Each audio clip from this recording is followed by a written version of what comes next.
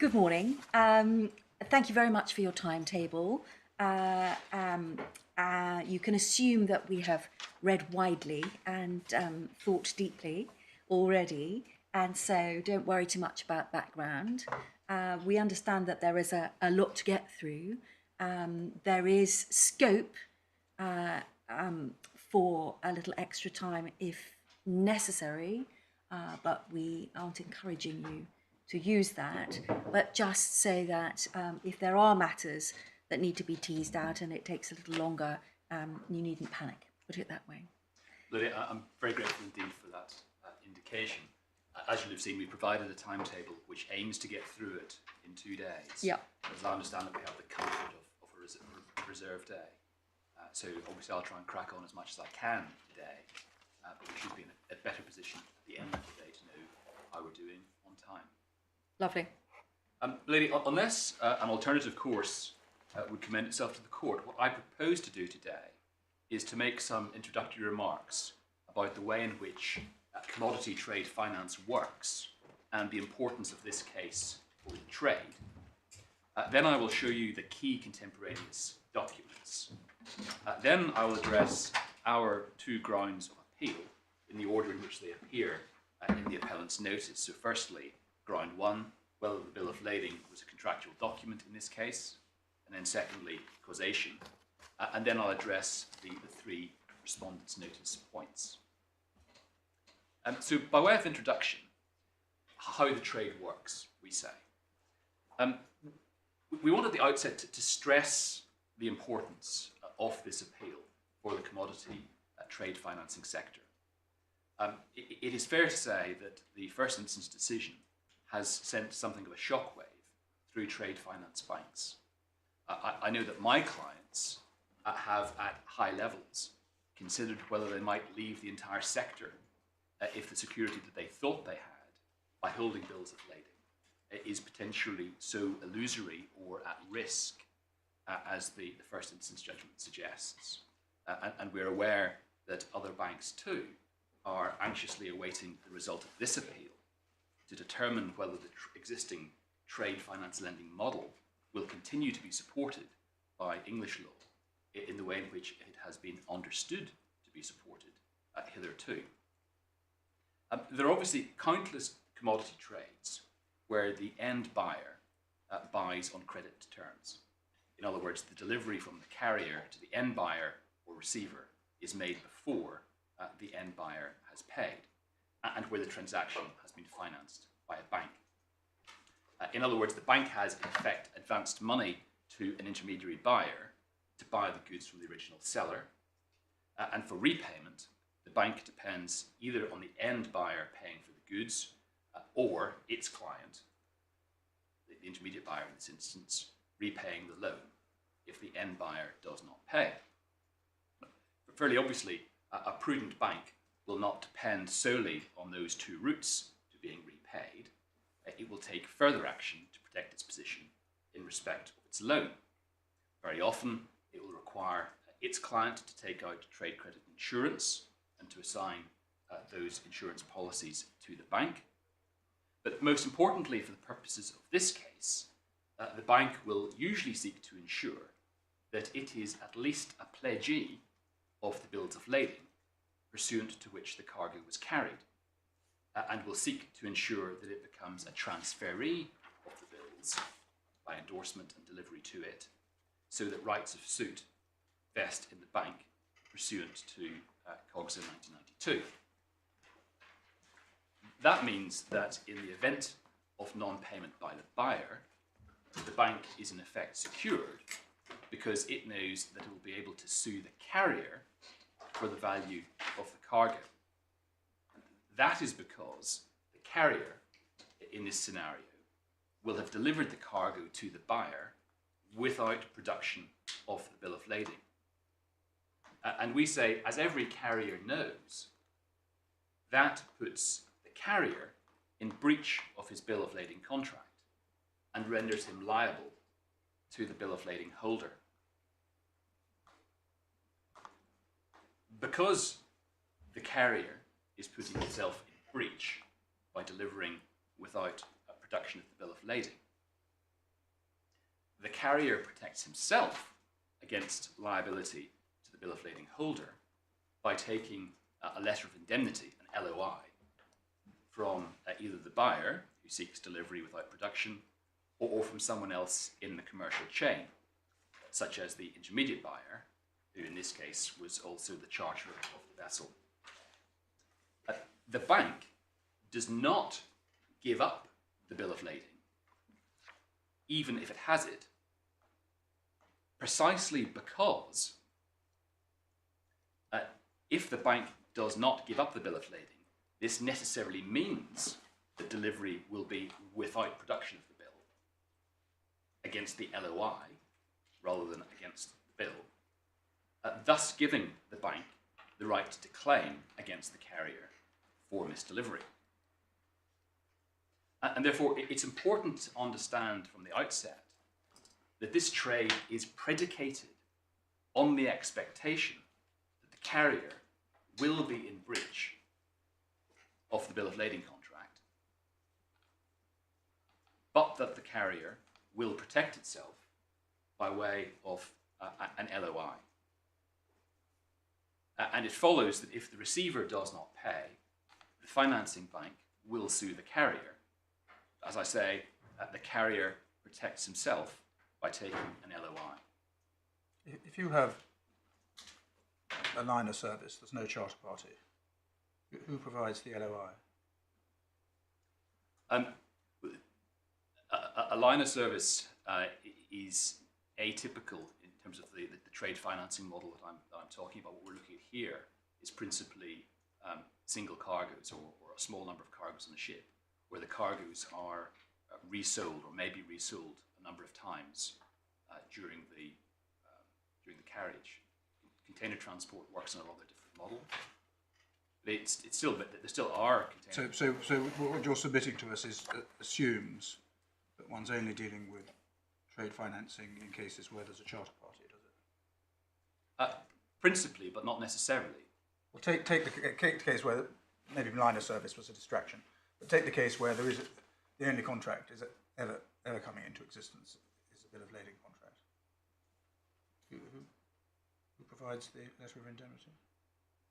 Well, in that case, it may well be the receiver. If the receiver seeks delivery from the carrier, so the end buyer seeks delivery from the carrier, the carrier will seek an LOI from that receiver, but often will expect it to be backed by a bank guarantee. Thank you. Certainly, it's much more common in the commodity sector, the oil trading sector as well, to have both a voyage charter party and a bill of lading contract. Of course, it's not, as a matter of analysis, necessary for that to be the case, but that is how it commonly works. Thank you. It's important to remember that this doesn't mean that the carrier is taking the credit risk for the ultimate buyer, whom he may know nothing about. The carrier is taking the credit risk from the party from whom he takes the LOI. And that's obviously a party that is known to the carrier, and the carrier can require, if he stipulates for it, proper security for that LOI. If the carrier is exposed to the credit risk on the LOI precisely because he, the carrier, has chosen to trade in such a way as requires him to deliver without production of the bill of lading, which, again, as the carrier knows, is going to be a breach of his bill of lading contract. And as I say, normally a carrier will require the LOI to be from a watertight source or backed by security, such as bank guarantee. And really what went wrong in this case for owners is that they took an LOI only from Gulf, and obviously Gulf were not a good credit risk and have not been able to pay on that LOI.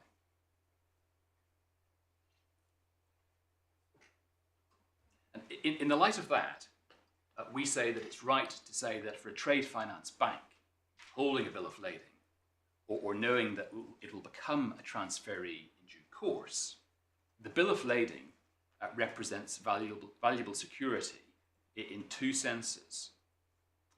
First, for so long as the cargo remains on the vessel, the bill of lading gives the bank the right to demand delivery up of the cargo and then to realise its security interest by selling it. But secondly, and probably in practical terms the more important point, is that if the carrier delivers without production of the bill, or we might say when the carrier delivers without production of the bill, the first form of security is lost, but the bank has the right to sue the carrier for misdelivery.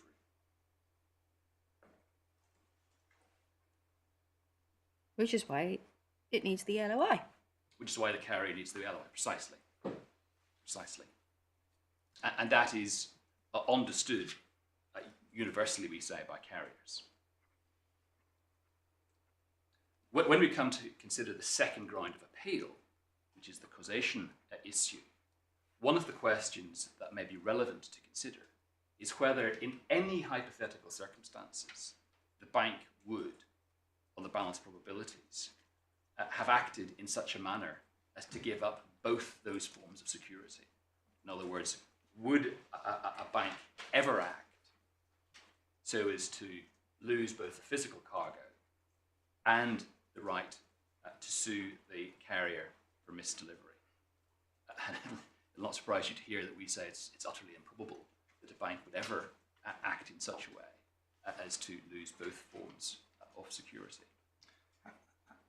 I understand what you're saying as a matter of commercial practice, but how does one fit that into doctrines of waiver and acquiescence and so on? So, suppose you have a case in which the bill has been endorsed to the financing bank before discharge, and the owner is asked to discharge, and the owner says, no, I'm not going to discharge unless you, the receiver, produce the bill of lading. And the receiver says, well, I can't because my bank's got it.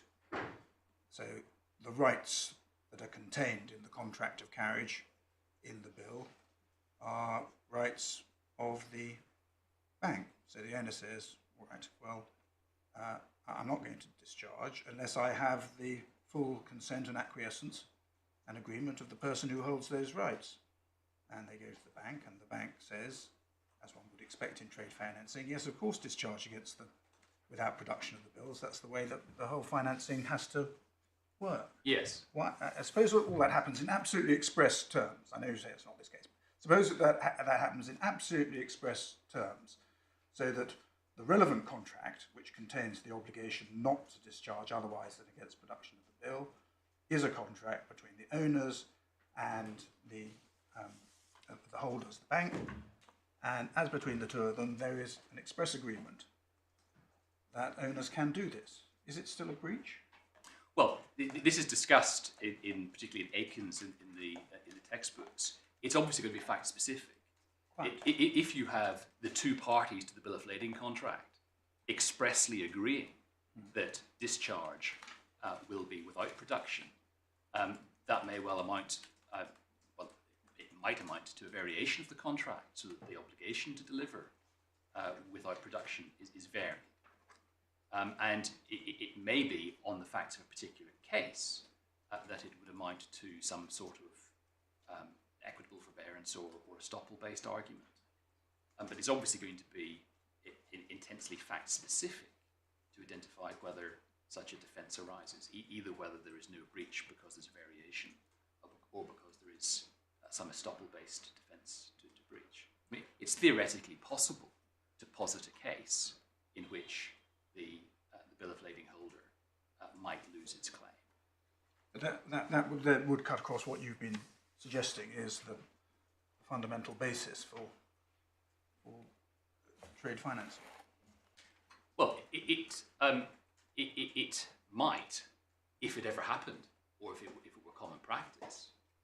But that's not the way in which, certainly, at the very least in the oil sectors, we'll see from the owner's own evidence, It's not the way it works. The carrier habitually, we would say universally, discharges not in those circumstances, but against the LOI without reference to the bill of lading holder.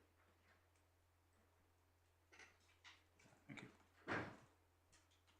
I mean, it's always possible to come up with a set of facts that would lead to a no liability outcome. We don't say that there's a universal rule of law that if you're a bill of lading holder, you are inevitably liable. But for all practical purposes, one gets pretty much to that result because of the way in which the trade operates. So a prudent owner would not only take an it would if it knows that there's been trade financing, would say to the bank, please can we have your consent to discharge otherwise than against the bills? Well, Lord says a prudent owner. I mean, it depends what one means by a prudent owner. The way in which the trade works is that everybody knows that the carrier will deliver without production of the bill in reliance on its LOI. So if by a prudent owner one means an owner whose sole objective is to seek to avoid liability on the bill of lading contract, then that might be right. But the prudent owner also wants to get the cargo off his ship so he can move on to the next trade. So it's just not the way in which owners operate.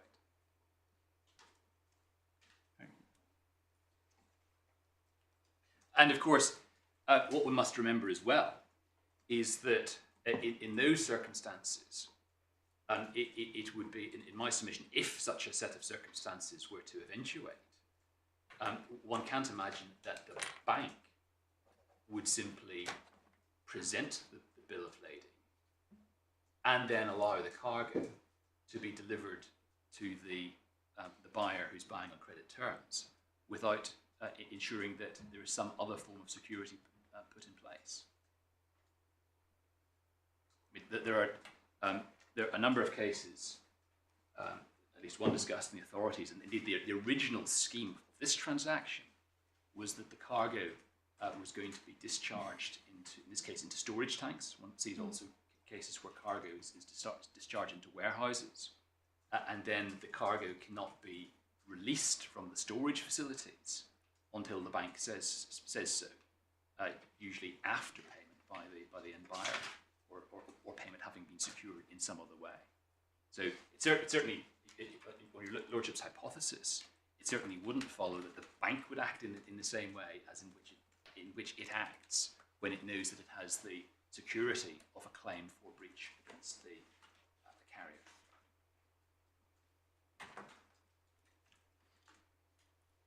Thank you.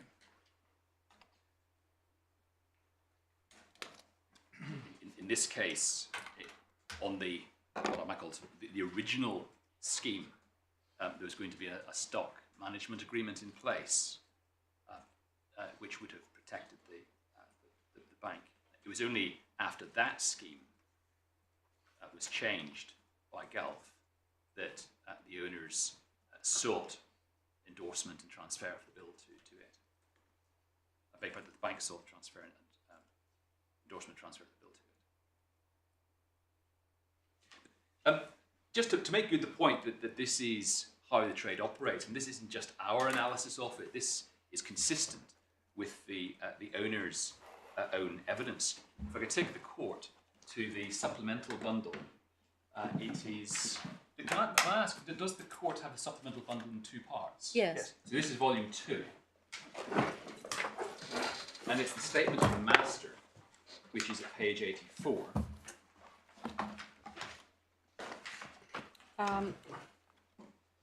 In my second bundle, Yes. I start at I'm so sorry. Tab 84. My mistake, it's tab 84. dot. It starts at page 3.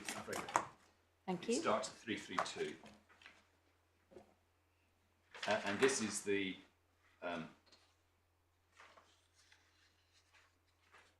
statement of the very experienced master of the vessel at the time. And at page 334,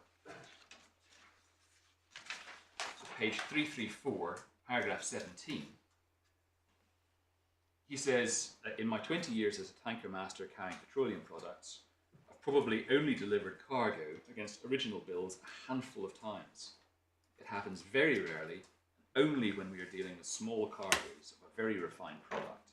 These are very expensive cargoes, such as the type 4 that's used for oiling valves and musical instrument. Not the usual type of petroleum product, which will likely be sold on several times during the voyage. And then he says, when discharging without production of original bills of lading, the letter of indemnity, LOI, must be invoked by the charterers to the Euronav office.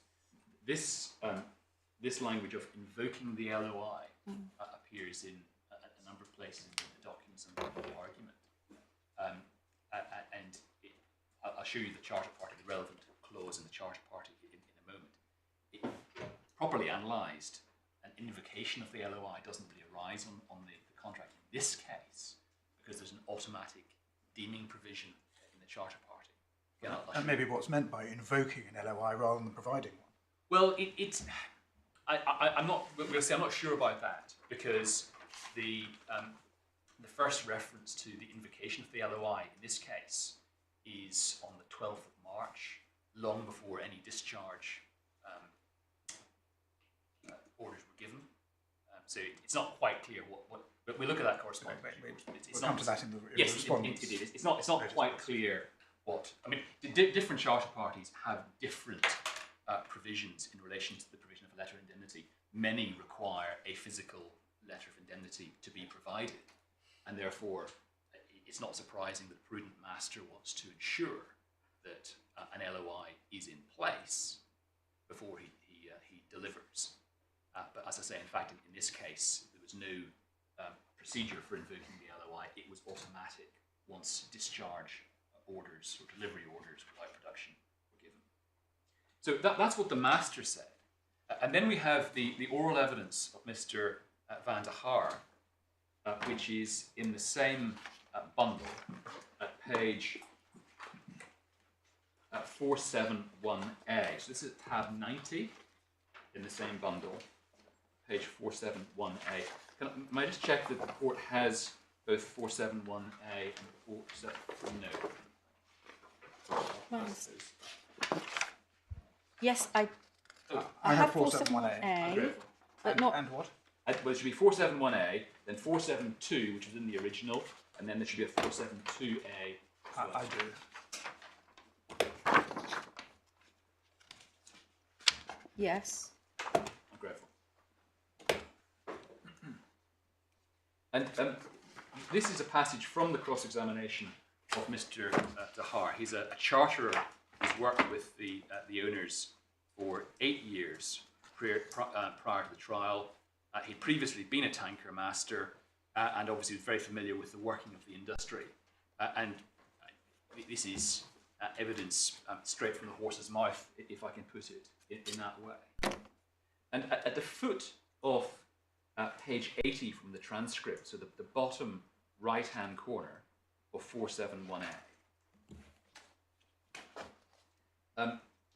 Just to put this in context, there was an issue in relation to demurrage. Some demurrage had become due because of the delay in discharging.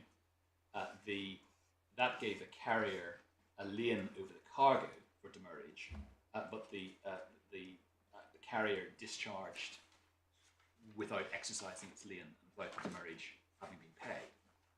And I put it to Mr. de Haar that meant that they took a credit risk on Gulf because they didn't exercise their lien. And at the very foot of the page, he accepts that they took that credit risk on Gulf in relation to demurrage. And then at the top of the page, and the top of the next page, I put the question, that's the same counterparty risk, isn't it, that you accepted when you discharged against Gulf's LOI rather than insisting on production of the bill of lading. And then we go on to discuss at pages 81, 82, and 83 the fact that the way in which it worked, which always works, is that the carrier discharges in reliance on the LOI. Perhaps I could invite the court to read pages 81, 82, and 83 of the transcript. Thank you.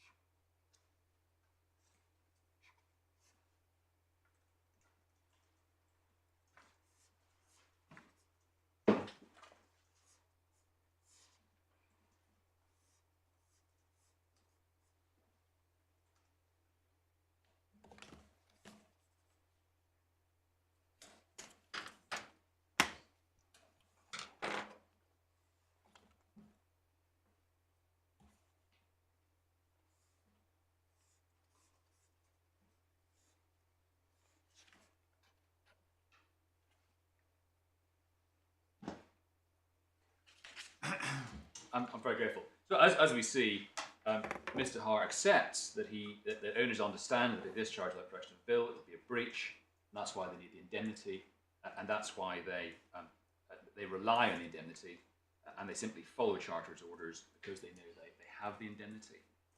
Now, after that passage, where he says specifically that they followed Gulf's orders to discharge into the Cuch Bay and Prestigious because they knew they had their indemnity in the charter party.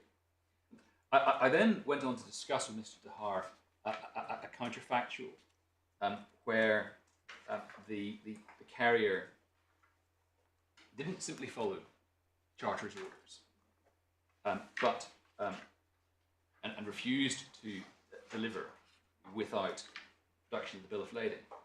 And it's fair to say that he was flummoxed by this hypothetical case because it was not something that he had ever come across. And if one looks at page 86 of the transcript,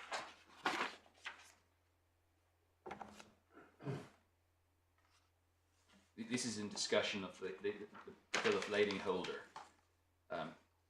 instructing discharge without production, but where there's been an initial refusal to discharge on the part of the owners, something which the witness said would never happen.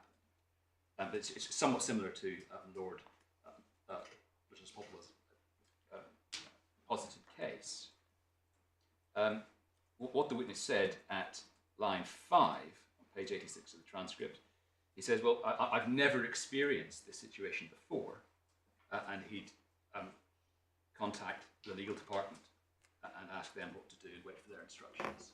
So this suggestion that the carrier might ever not follow the charterer's instructions, relying on the LOI, is one that Mr. de Haar, in all his years of experience, had simply never come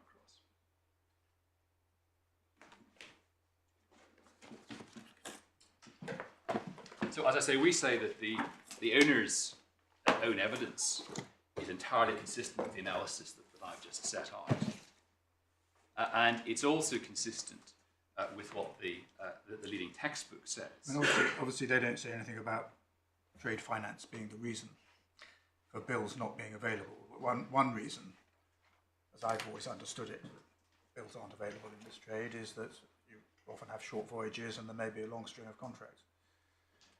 Yes, that's right, and that's often the reason that's given in the textbooks, and that is certainly one explanation as to why a bill of lading may not be available, but it is, for present purposes, it is not the main reason. The main reason is that the bill of lading provides the bank's security. So that even if the bill is available, it will not be presented for the reasons that I've given.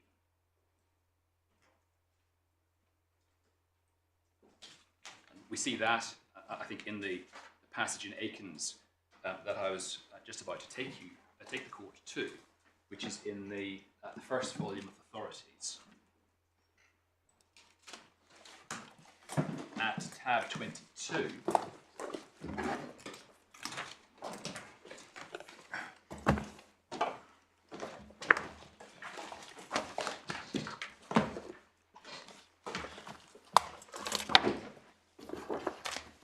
And at page 315, there is an analysis of the bills of lading as a bank security. For the moment, if we could go to 316, the heading Bank's Consent or Acquiescence to Delivery without Presentation of Bills of Lading. And perhaps I could invite the court again to read paragraphs 8.47 through to 8.51. Okay.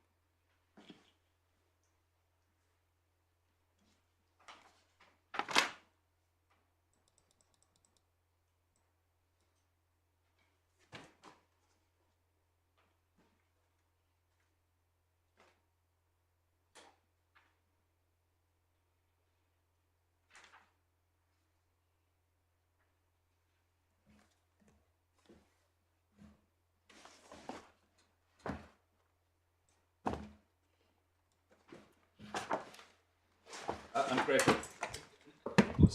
One of the key passages we say is in 8.49, where the editors say acceptance of a letter of indemnity is meant to protect a carrier as by delivering without presentation of bills of lading, he's doing what he's not contractually obliged to do. As the carrier knows and expects, he may be sued for misdelivery. He should not be spared from the consequences of his actions. And as we've seen, these owners knew and expected that they may be sued for misdelivery in delivering without production of the bill of lading. And that's why they took the LOI and relied on the LOI from Gulf. And lady, we say that that represents a very well established set of principles upon which the trade relies. And there's a short passage in Binmill's Curry, it's not necessary to turn it up at the moment, in which Lord Blackburn said, this was in the context of bills being issued in multiple parts, those three original bills, that so long as this trade continues, it is of vast importance not to unsettle the principles. It's of vast importance not to unsettle the principles which have been already settled. And when a new case has to be decided, it is desirable to be very cautious as to what principles are applied. That's at tab 1, page 17 of the authorities bundle. And we say that this is such a case where there are well-settled principles upon which the trade depends and which the court should be very cautious about upsetting.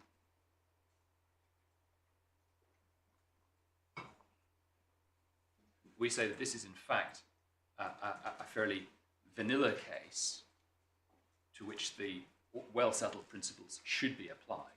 It's delivery by a carrier to a receiver against an LOI from the charterer. There's no suggestion in the owner's evidence that they thought that this case was anything out of the ordinary. And it is a paradigm case where the holders of the bill of lading in due course are entitled to sue the carrier for misdelivery, and the carrier is then reliant on his LOI. As I say, what went wrong in this case being the fact that Gulf were not good for the indemnity which they had given. So maybe that's what we say about the structure of the trade and why this case is important. What I propose to do next is to take you to the key contractual documents. And I propose starting with the bill of lading itself. This is slightly out of chronological order. Obviously, the bill of lading postdates the charter party. But it's perhaps worth looking at it first. It's in the supplemental bundle, volume 1, at tab 6.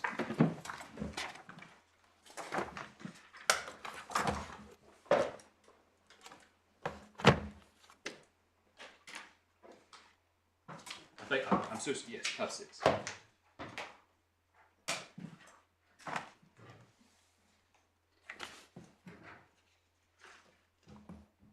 suspect some members of the court may have seen more bills of lading than others, but this is a very standard type of bill of lading in the oil trade, and we say on the face of it, anyone coming to the document would view it as a perfectly ordinary bill, intended in the normal way to be a contractual document.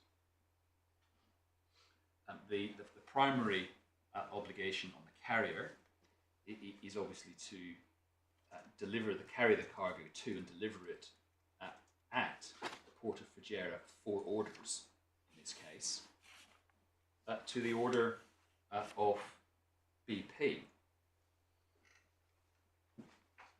And then the incorporation clause. Well, we have the clause paramount, which incorporates the Hague or Hague-Visby regime. We have incorporation clause on the face, which incorporates the clauses on the reverse. And then the rubric at the bottom, in witness whereof the master or agent of the said vessel has signed bills of lading, all of this tenor and date, one of which being accomplished, the others will be void. And it's very well established on the authorities that that wording means that delivery may only be made against presentation of an original bill of lading. We'll look at the authorities on that in a moment. And then you have a number of clauses on the reverse of the bill at page 38 in the bundle, including, of course, a law and jurisdiction clause at clause 5. And again, simply put, this has all the hallmarks of a contractual document.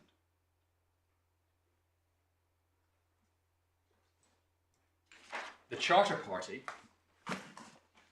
which is a little earlier in time, it is at tab 5 in the bundle. Not much of it. Not very much, but no, there was something about a battle between the parties in the court as to how much material could be put into the bundle, and so I'm afraid we've sacrificed most of the financing documents and most of the charter party. Speak for myself. I would quite like to see the whole charter, unless there's an objection to that. I'm sure there's not. It was in there originally, and we filleted it down to hit a page count. I think. Of course, we'll ensure that that's provided. I'm not sure if we've got copies in court at the moment, but we'll get them soon. No, in due course. Thank you.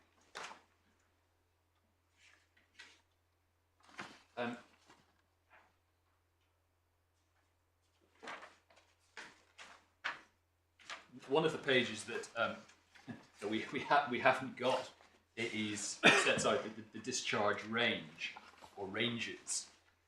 In the case, your worship will see this in due course.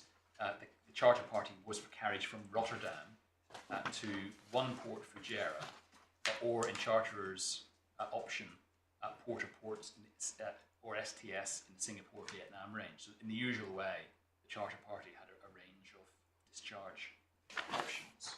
Yes, I assume that was the case because there's that option in the sale contract. Yes, indeed. And the clause that's most relevant is obviously clause 30, and in particular clause 30.7, which is at page 35 in the bundle. And rather than reading it out, perhaps again I could invite the court to read that clause.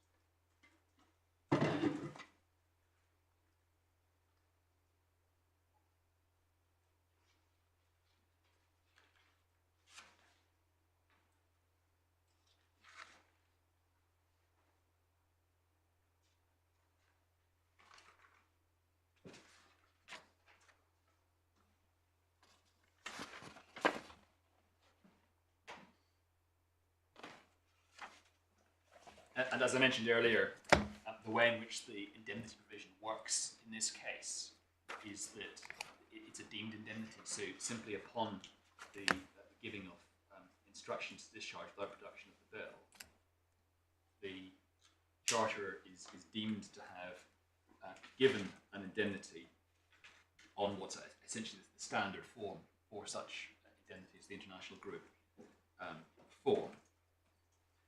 And of course, this is a charter party on BP Voy 5 terms, which are very common form of charter party in the tanker trade. It's not just used by BP, it's very often incorporated into contracts between non-BP parties, if I can put it that way.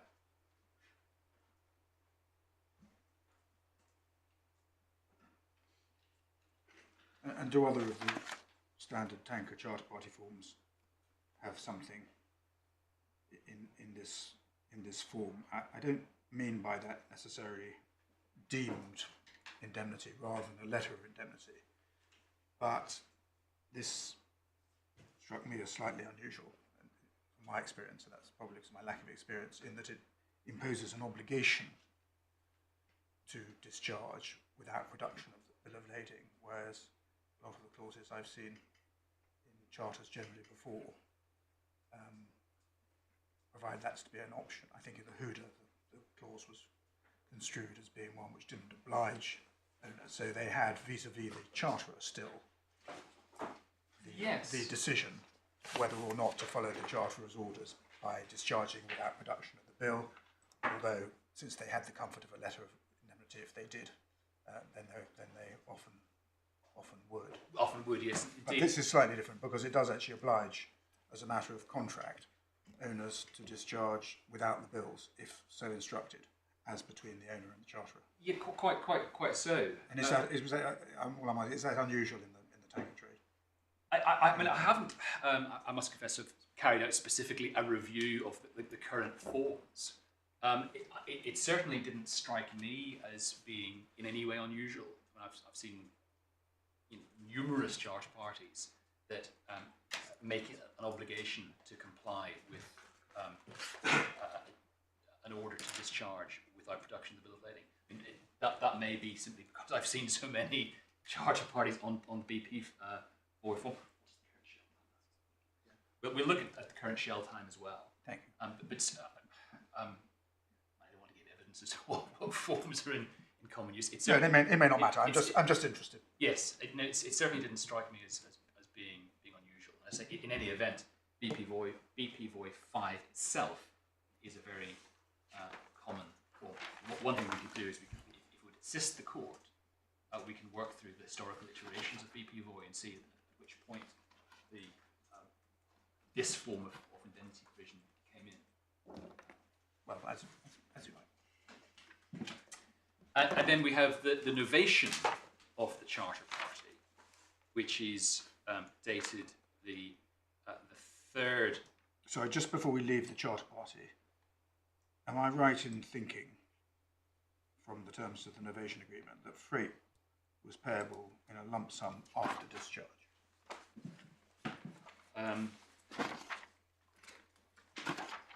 The only reason I thought that might be the case is that when we get to the novation agreement, there's a specific clause dealing with freight. Freight, yes. Which talks about the lump sum of 3-point-something million, if I recall correctly, still being BP's liability. Yes, after discharge. I think that is probably right, but we'll look at that. We'll see that from the yes, terms. indeed, yes. I mean, the novation, it's one of the features of the novation is that it's at, as we've seen, tab 24, page 83.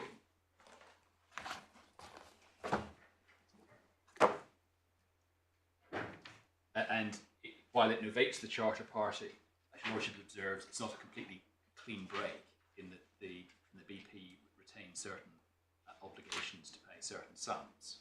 Well, it's also a prospective novation, if I can put it that way, not a stand in the shoes in relation to past events kind of novation, isn't it?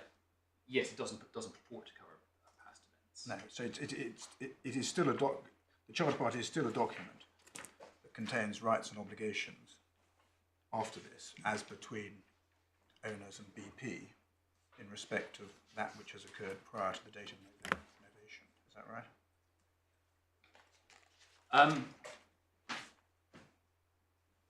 That looks to me to be the effect of clause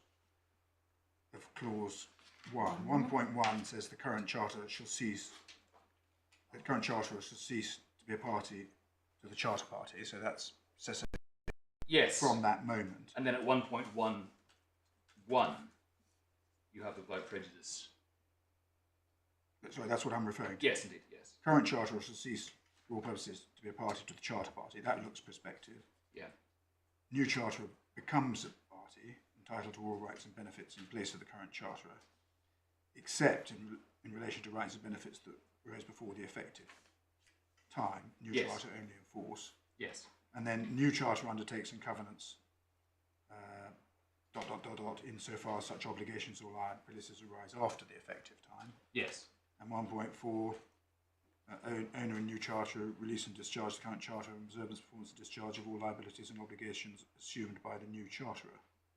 So that's again after the effective time. Yes. Yes, indeed. And I mean, one might say in relation to that if as I understand it, owners appear to suggest in relation to one part of their case, BP had given discharge orders or had invoked the LOI provision in some way prior to the novation. Following that through, it would at the very least be arguable that BP were not discharged from any such obligations by the novation. What owners have done is they've sued Gulf under the deemed LOI. As far as we're aware, there's been no attempt to sue BP in relation to any LOI that is said to have arisen prior to the date of novation. I mean, if there were any merit in their argument that BP had given relevant discharge orders or invoked the LOI in some way, then one would have anticipated that they would have done that. I mean, there are proceedings have been brought against Gulf, but as I say, so far as we're aware, no proceedings have been brought against BP.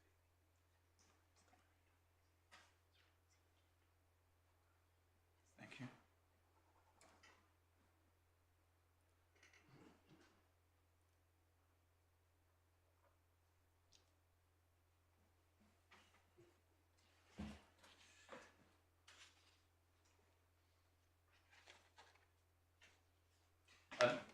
In any event, we say there had been no discharge orders or delivery orders given prior to the novation.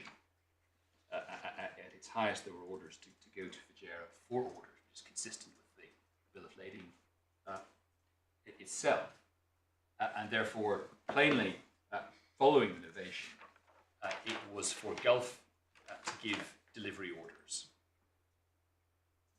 and for Gulf to be deemed to give the LOI in the event that the delivery orders were for delivery without production of the bill of lading.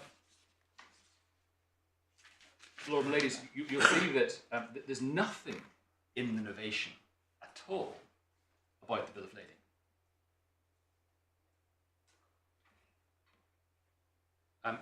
And we say, given that fact, there is nothing in the novation of the Charter Party that could possibly be taken as any assignment of any rights arising under the bill of lading contract,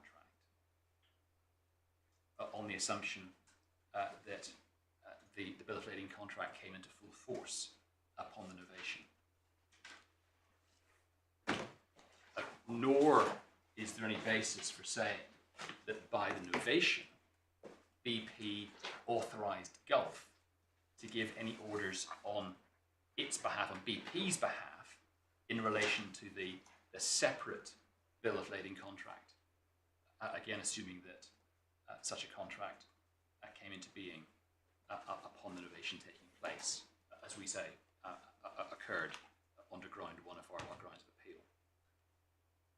Sorry, could you say that again? There's no basis either that by the novation BP gave authority? Yes, no basis for saying that this novation shows BP authorising Gulf to give orders on its behalf under the separate bill of lading contract.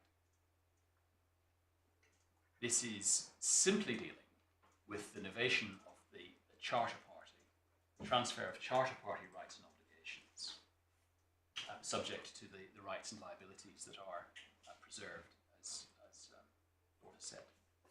Thank you.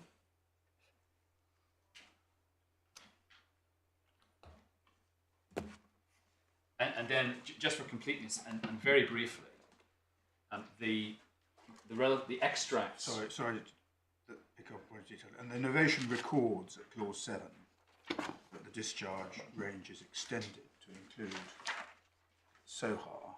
Yes. Which wasn't in the original. Wasn't in the charter. Exactly. And had I picked up that had in fact already been agreed between the owners and BP before the novation? I'm not sure. I'll have to check that. Thank you. But obviously, the fact that the discharge range is being extended is entirely consistent with the point which I've made, that no discharge orders had already been given.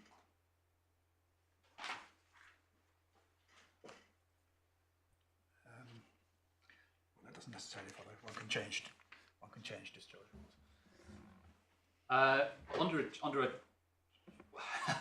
this is very much a side route that we could go down. Generally speaking, under a voyage charter party, discharge orders will be an election to which the party so ordering is bound. All right. The trouble with a case like this is that there are a lot of diversions that one could, or diversionary paths that one could take. Yes, so I'm just going to show you very briefly the relevant extracts from the financing agreements. At tab 2 in the supplemental bundle, we have the pledge agreement, and clause 1.1 in the definition section at the foot of the page defines pledged assets in broad terms, including B, bills of lading, and D, the goods themselves, providing that they relate to a financed cargo. Clause 2 is the pledge itself.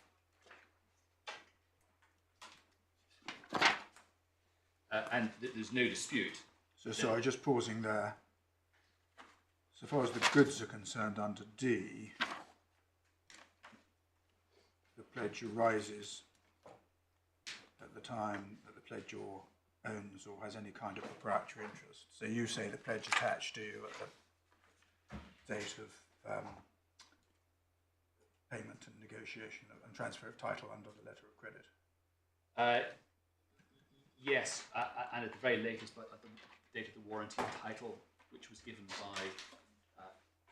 Which was given, I think that was one of the documents that had to be presented under the letter of credit, wasn't it? Yes, I think that may be right. And certainly, in any event, a warranted title was given. I think maybe at the date of, that might be the 3rd of April as well, the date of innovation. But at the very least, from that date, Gulf had title. Thank you, sorry, I held you up. And then you were going on to where? Clause 2. So the warranty title is the 1st of April.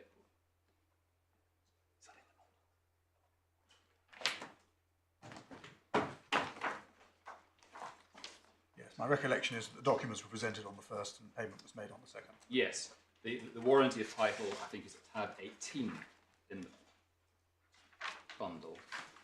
It's page 68. Well, that's the... All right.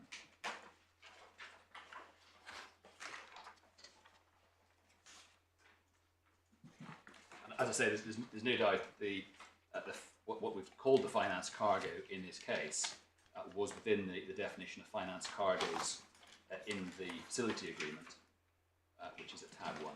I don't need to take the court to that.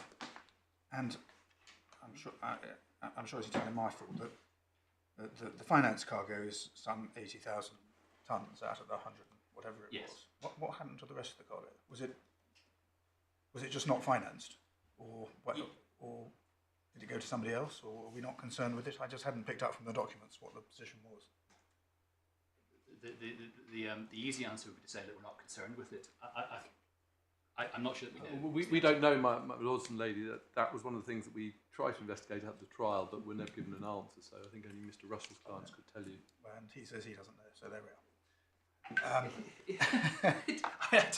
This is another side. It doesn't matter to any of the arguments as far as I can see, and you've proceeded on that basis. I was just intrigued. Because I thought there was something that I should have known. It doesn't probably matter, but it has been a slightly curious feature of the case that the respondent carriers who had the stuff on their boat keep on saying they don't know what happened to it. If any of the parties to these proceedings should know what happened to the cargo, it should be the party that had it on their vessel. quite how the bank is expected to know what happened to 30,000 tons worth of oil that was drifting around the Gulf. Well, and they may say, so should you, because the sale contract to Gulf, who was your client, was for the full amount. So well, you'd expect your clients to know what was neither of you are in a position to help us, and you both agree it doesn't matter, and I'm sorry I asked the question. No. Apart from having a fist fight beside the bins after court, I'm not sure it really gives any. Right, so that's really what I wanted to say by way of the first two sections of my submissions. We now move on to ground one of our ground of appeal. Which we've obviously set out our arguments in some detail in the two skeletons that we put in. And fundamentally, what we say is that this is a wrong starting point, if I can put it like that.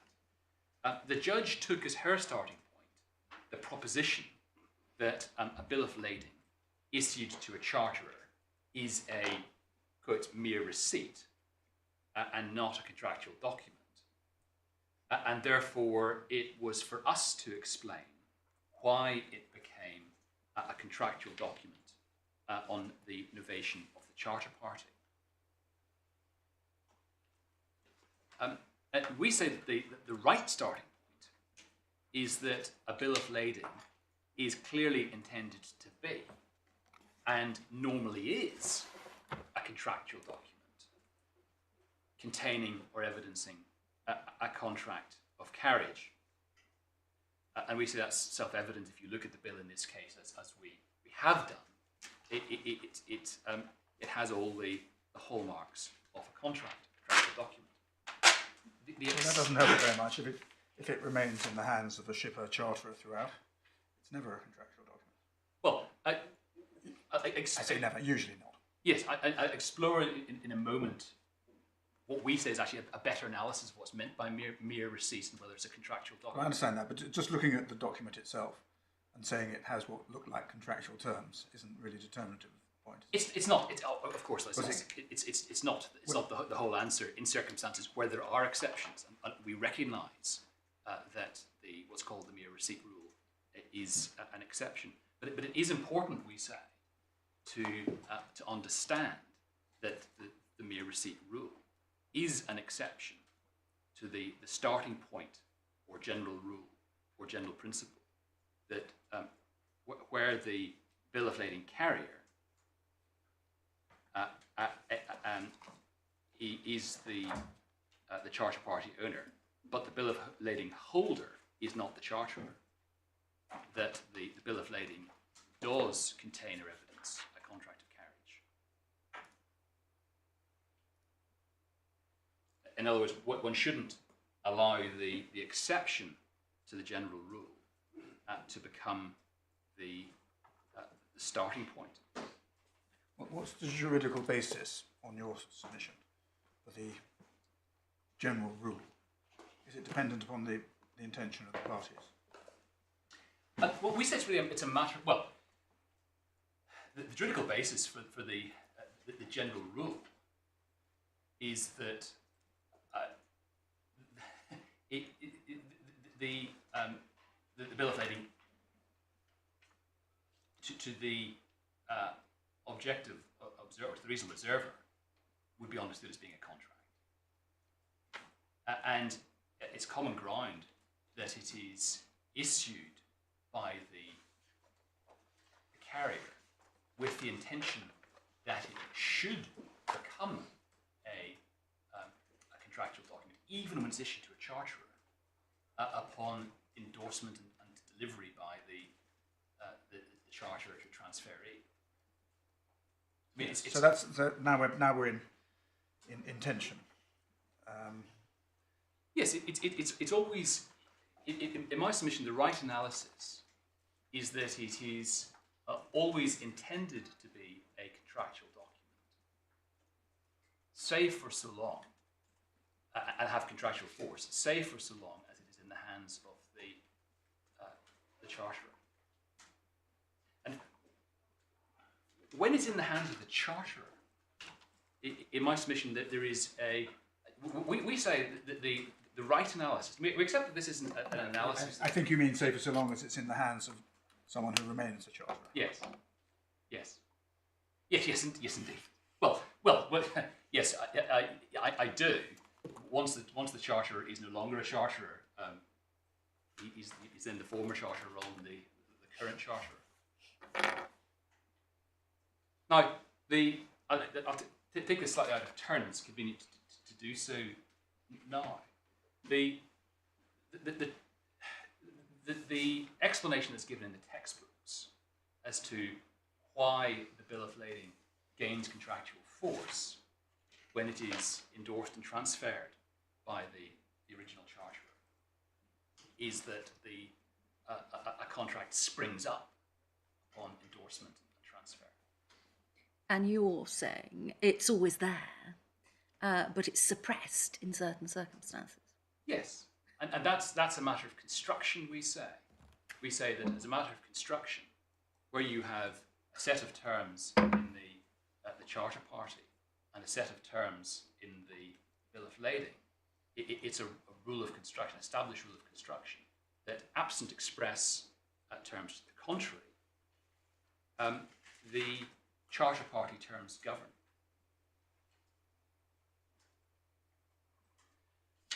And we draw support for the proposition that that is a rule of construction from the judgments in the Rodokanachi case. It may be convenient to go to that now. It's at page 40, I think. So tab 2 in the authority bundle.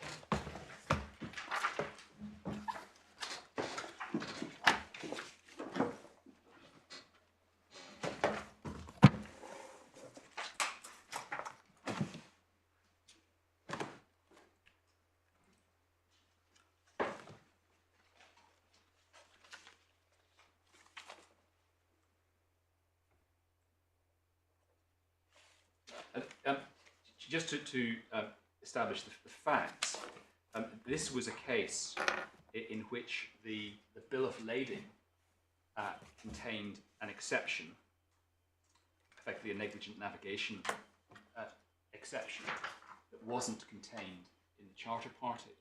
And so it was actually the ship owner, the carrier, who was seeking to argue that it could rely on the bill of lading exception, notwithstanding the fact that there was identity between charter and bill of lading holder and ship owner and carrier. And at page 40 in the bundle, at the sidebar passage, Lord Esher says, "It seems to me that in either of the views I've been expressing, the case is really covered by the authorities, which expressly hold that as between the charterers and the ship owners, the bill of lading does not alter the contract between them contained in the charter party."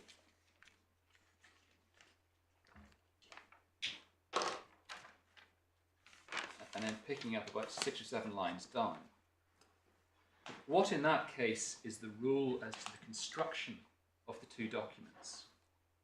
In my opinion, even so, unless there be an express provision in the documents to the contrary, the proper construction of the two documents taken together is that as between the ship owner and the charterer, the bill of lading, although inconsistent with certain parts of the charter, is to be taken only as an acknowledgement of the receipt of the goods.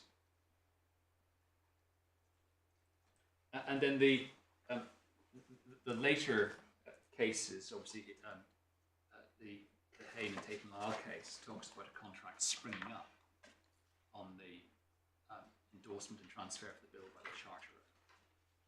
And the textbooks, particularly Benjamin and Carver, they discuss the juridical basis of the springing up theory and say, well, perhaps the best analysis is that it's simply a legal device that's necessary to achieve the commercial outcome.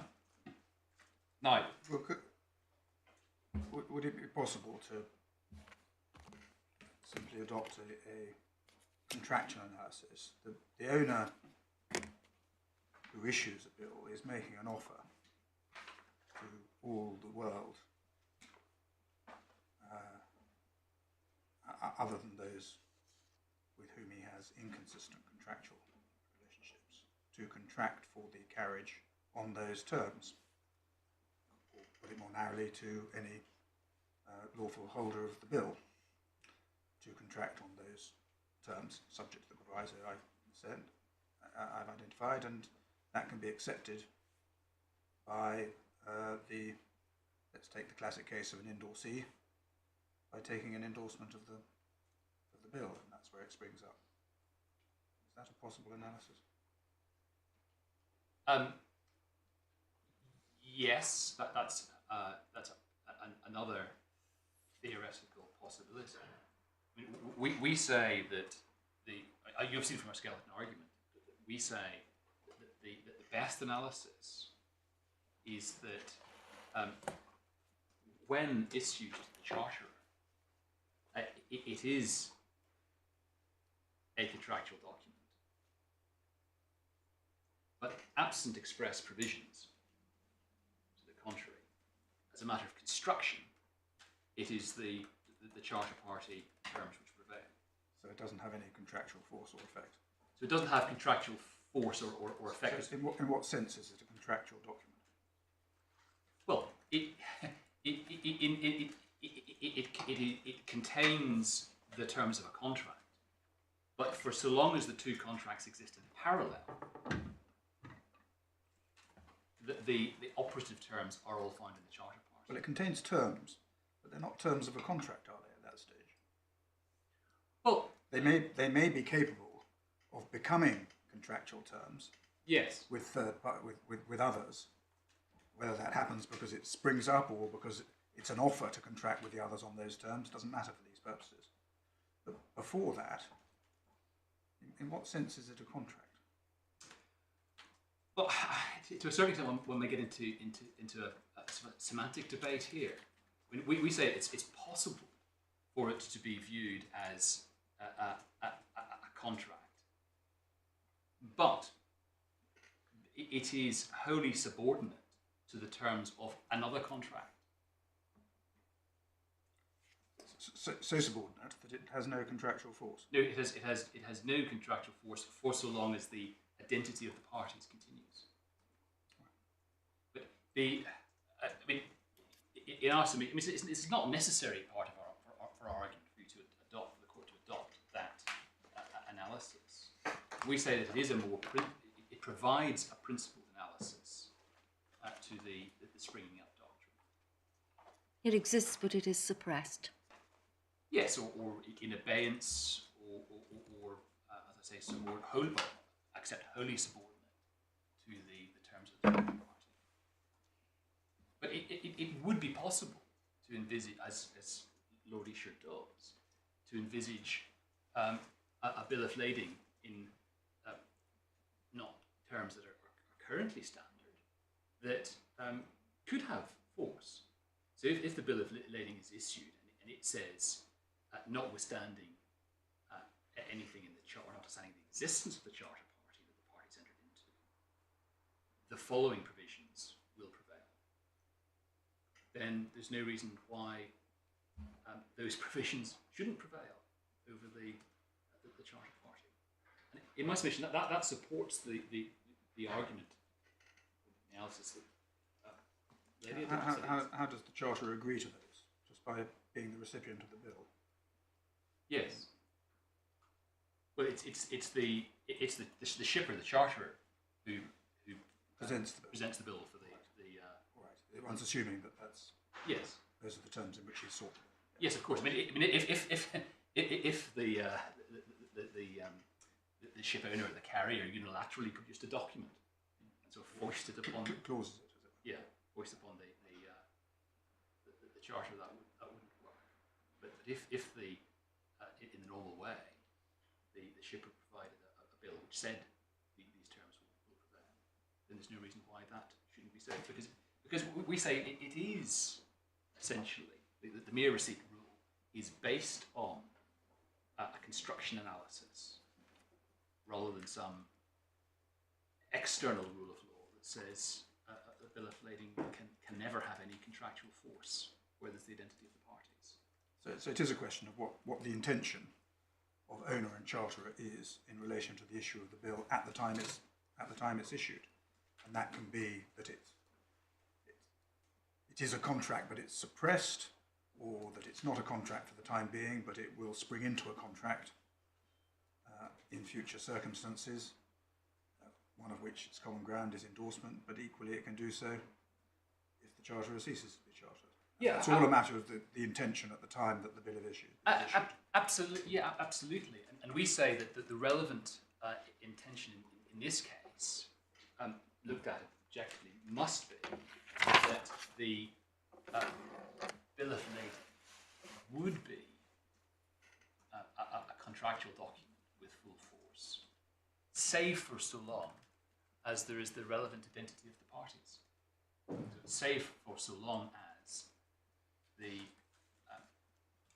bill of lading holder is the charterer, and save for so long as the owner under the charter party is the carrier under the bill of lading contract. And subject to any subsequent agreement. Yes, yes. But that's the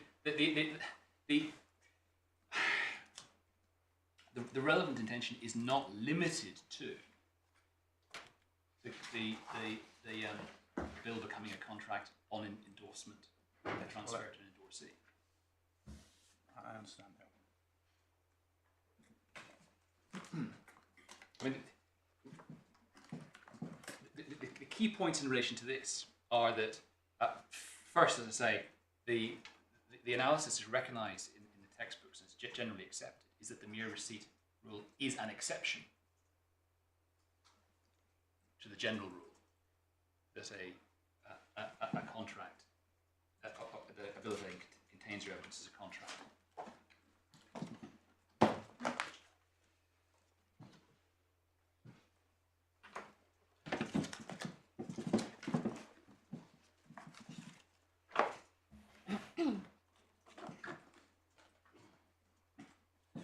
And we can get that at tab 21 in the authorities.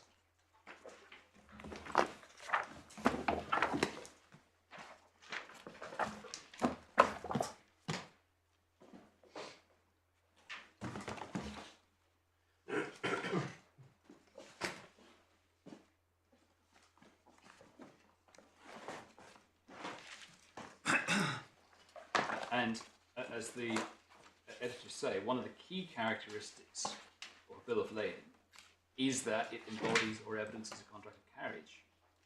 In the words of Lord Selborne and Glyn Mills Curry, the primary office and purpose of a bill of lading, although by mercantile law and usage is a symbol of the right of property in the goods, is to express the terms of the contract between the shipper and the ship owner. And in fact, we would say that one needs to go further and say between the lawful holder and the ship owner. And then the mere receipt rule is discussed in terms of its being an exception, and obviously an important exception to the rule.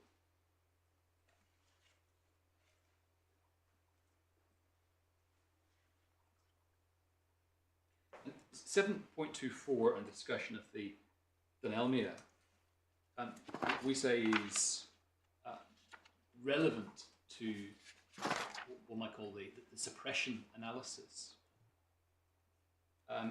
because as Aikens notes, historically the rule only applied when the bill was issued directly to the charterer. The Denelmia is, if you like, an extension of the exception to the case where the bill is issued to somebody who is not the charterer and is then endorsed to the charterer, and then let us suppose is endorsed on by the charterer to someone else. And the way in which the denouement works is that for so long as the bill is in the hands of the charterer, the mere receipt rule applied, and the charter party governs as opposed to the bill of lading terms governing. So you've got a situation where the bill is a contract when it's issued, goes through a period of time when the charter party contains the relevant terms, and then the bill again contains a contract of carriage that comes out the other side, like that. In my submission, that's consistent with the analysis that we suggest, which is that it is always a contractual document.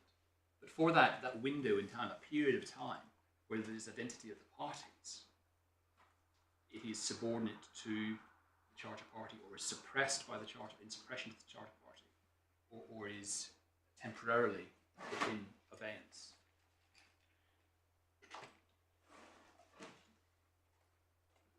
And then when it is endorsed on by the charterer to someone else, it regains its contractual force.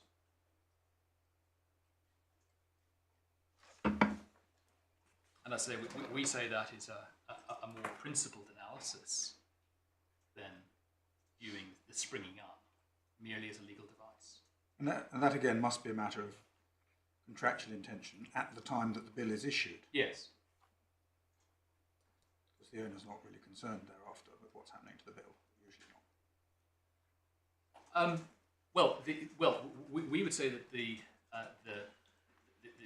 carrier, the ship owner, is concerned to have a contractual relationship with the owner of the goods on board, or the party that's entitled to the goods on board. Right. But whether that contractual relationship is contained in the bill of lading, in the Dunelmere situation, when it comes into the hands of the charterer, is governed by the owner's intention when he first issues the bill. When there isn't some new... Again, this is all subject to contrary intention, but yes, there won't be some new set of relationships arising between owner and charterer and bill holder at that stage. Yes. The Owner may know nothing about it. I mean, what underpins the springing up devices, if you like, is the charterer, the owner's intention when issuing the bill, that when it is transferred, there should be two contracts of carriage in place.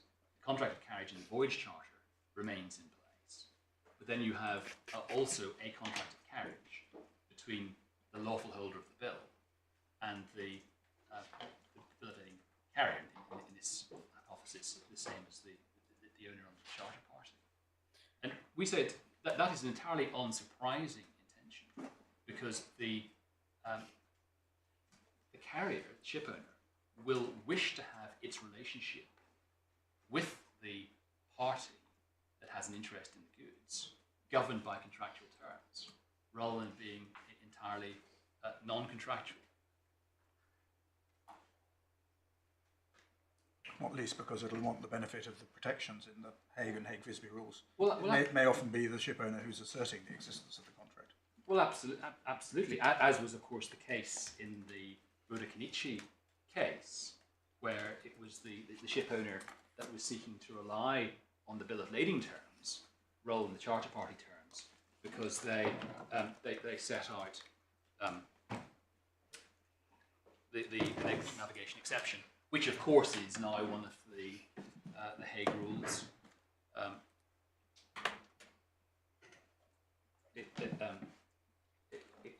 Exceptions. We set out at paragraph 35 in our skeleton argument.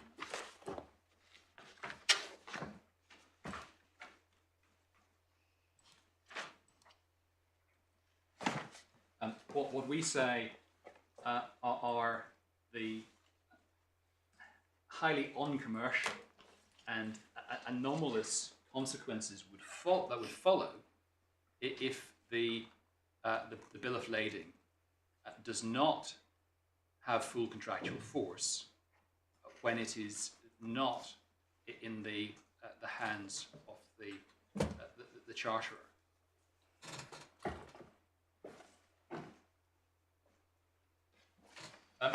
And my learned friend says in his skeleton argument, well, that's all very well, but you know they haven't shown any principled reason why it should be a contract. All they do is throw up a number of commercial problems which would exist if it's not a contract. But it is the fact that these problems would exist and would exist for the shipowner that drive the conclusion that looked at objectively, it must have been the carrier's intention and the charterer's intention that the bill of lading would have contractual force, save for so long as the bill is in the hands of the charterer, in which case the charter party terms apply.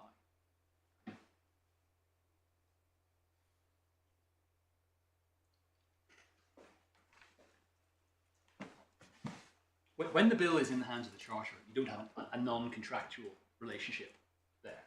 It's a single relationship, identity of parties, and the terms of the charter party that prevail. But looked at objectively, the intention of the parties must be that so long as once you no longer have that identity of parties, and you have what we call a three-party situation, with no identity between the charterer and the bill of lading holder, then the carrier, just as much as the lawful holder of the bill, will want the relationship to be governed by contractual terms. And we said. So how does that work in our case in relation to events prior to the novation? The charter party doesn't cease to have any relevance for all purposes as between owners and BP. It still governs their rights and obligations towards each other in respect of prior events. So take, for example, say there was a claim for shipment of an injurious cargo. Say the cargo were dangerous. After the novation, would the bill of lading contract cover that, or would the charter party terms cover that? Well, it would be in that case, it would be a question of construction, of looking at the terms of the two contracts and working out where liability falls. But what's the answer in this case? I would have thought it was relatively self-evident that the charter party would be the contractually driving document in just the same way as it was before the novation. Nothing's changed in relation to by reason of the novation. Yes, in relation to a situation where a matter is expressly dealt with by the charter party. It's not expressly. Well, to the extent that it's not dealt with by the terms of the charter party, then we would say that the terms of the bill of lading would prevail, or would have their contractual force. Even though that wouldn't be the case prior to the novation, that would be an odd result. The novation says nothing about rights and liabilities prior to its date. Prior to its date, the bill of lading has no contractual force. But you say it can have contractual force afterwards, in relation to those prior events. In relation to, well, again, it's going to be, as I say, it's going to be a question of construction. One would need to be fact specific. Well, what I'm driving at really is whether it's too simplistic to say that the bill of lading creates a contract for all purposes, which springs up once you cease to have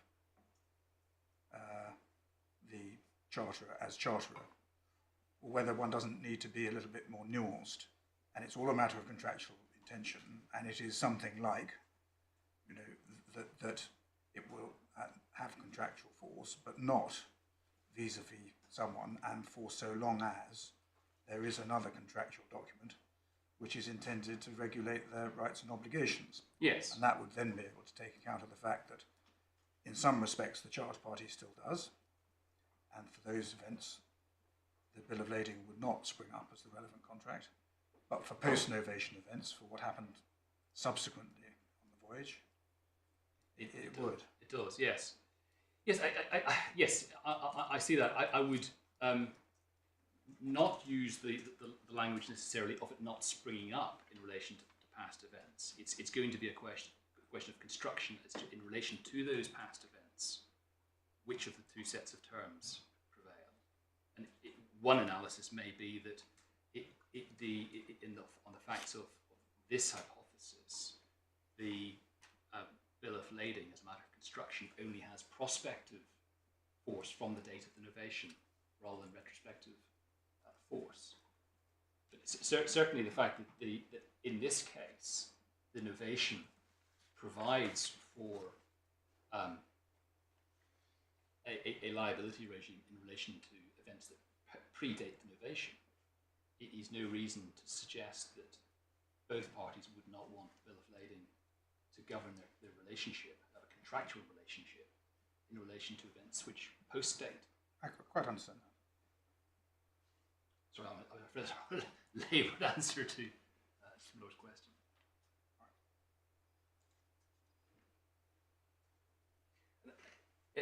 As we say in paragraph 35, the most striking conclusion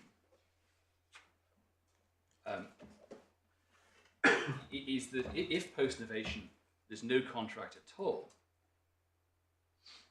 then bill of lading holder has no contractual rights or remedies against the carrier,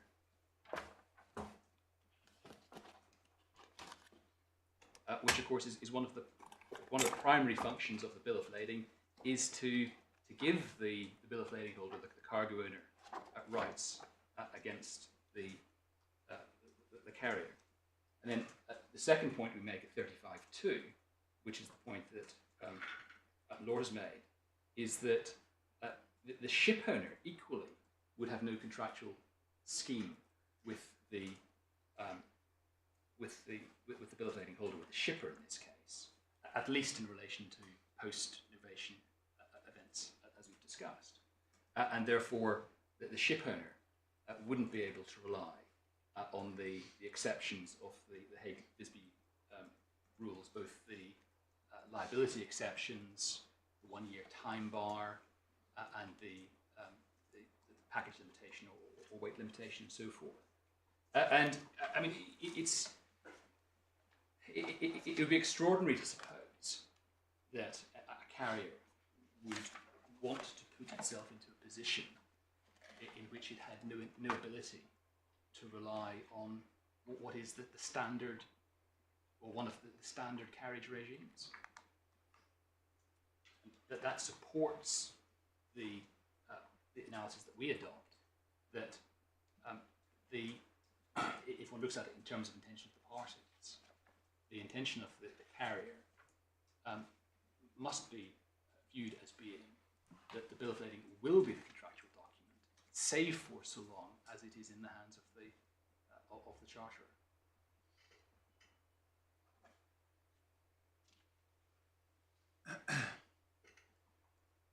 But if that's the position that the owner has put itself in vis-à-vis the charterer, whilst the charterer is still charterer, and the charter has come to an end because someone else has assumed exactly the same obligations under the charter party, why would it be surprising for the owner to be happy to have their rights and obligations governed by the charter party terms, albeit with a different person? Well, because it may face suit from the shipper. And the shipper has bailed his goods to the carrier, and if post novation the bill of lading isn't a contractual document as between the shipper and the carrier, that means that you have a non-contractual bailment, whereas it's just simply standard that the the contract of carriage, which is a contract of bailment, is on the bill of lading terms, save where the limited exception applies. Well, the shipowner doesn't have the protection of the bill of lading terms, whilst the shipper is the charterer. He has whatever he's bargained for in the charter party. He has whatever he's bargained for. And after the novation, he still has whatever he's bargained for in the charter party.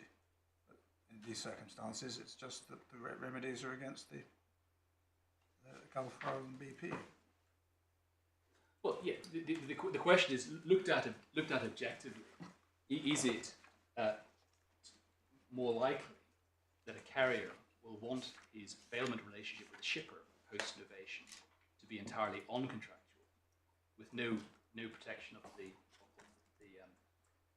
Hague terms or other terms in the bill of lading, or is the carrier to be taken in absolutely the normal way, to be intending the bill of lading to be a contract of carriage which governs the bailment? And we say that looked at objectively, it is the latter that is the only sensible outcome.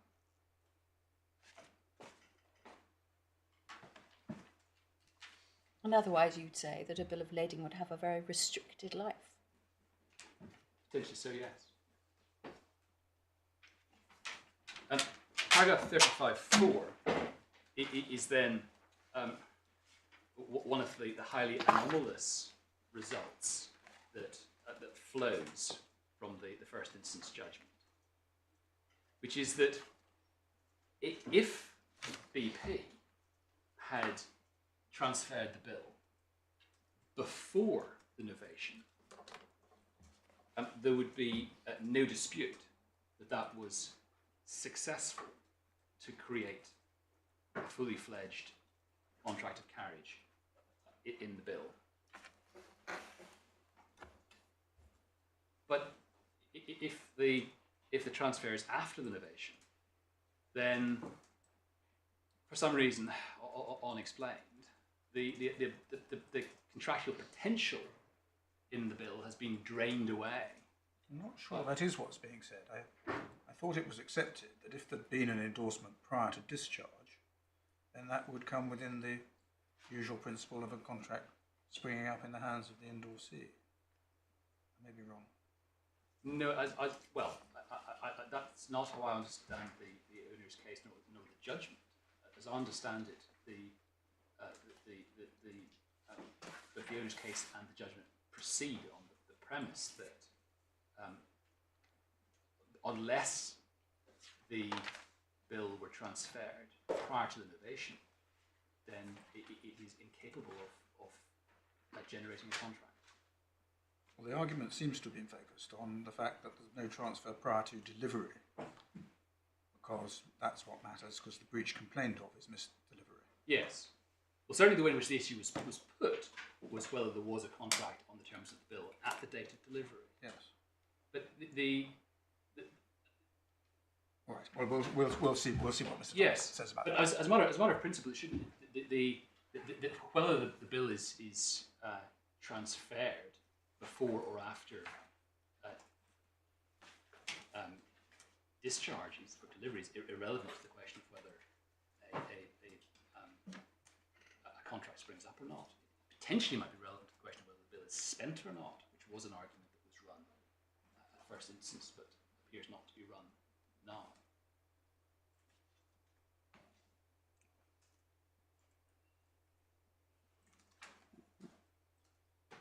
But in any event, it is anomalous to suppose that in some circumstances the transfer will be effective to create a bill of lading contract, and in others not. And there's no reason given as to why that should be the case.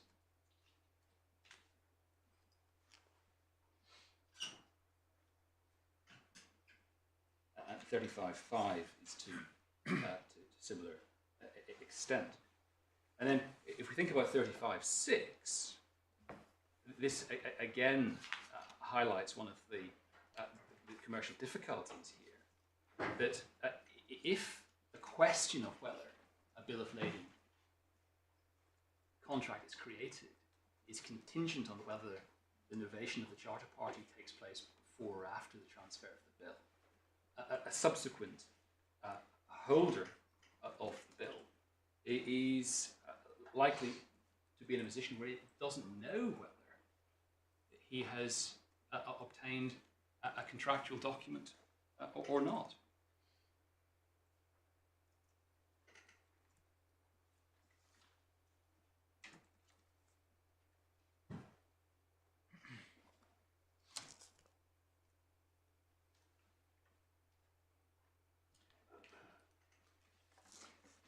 If I could then take the court to some of the relevant paragraphs in the judgment on this issue.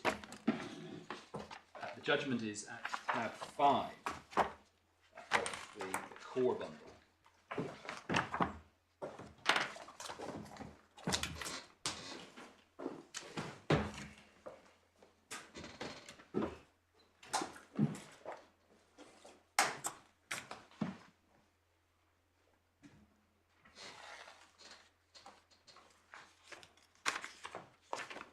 Page 48, tab 5.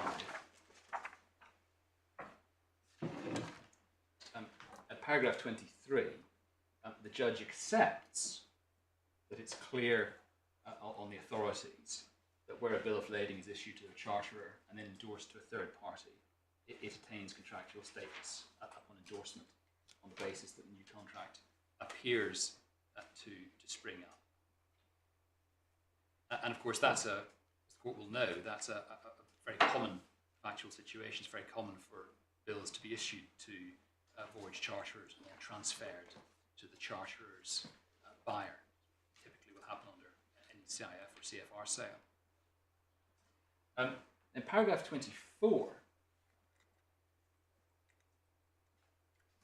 the judge says that in this case there was no endorsement of the bill to a third party.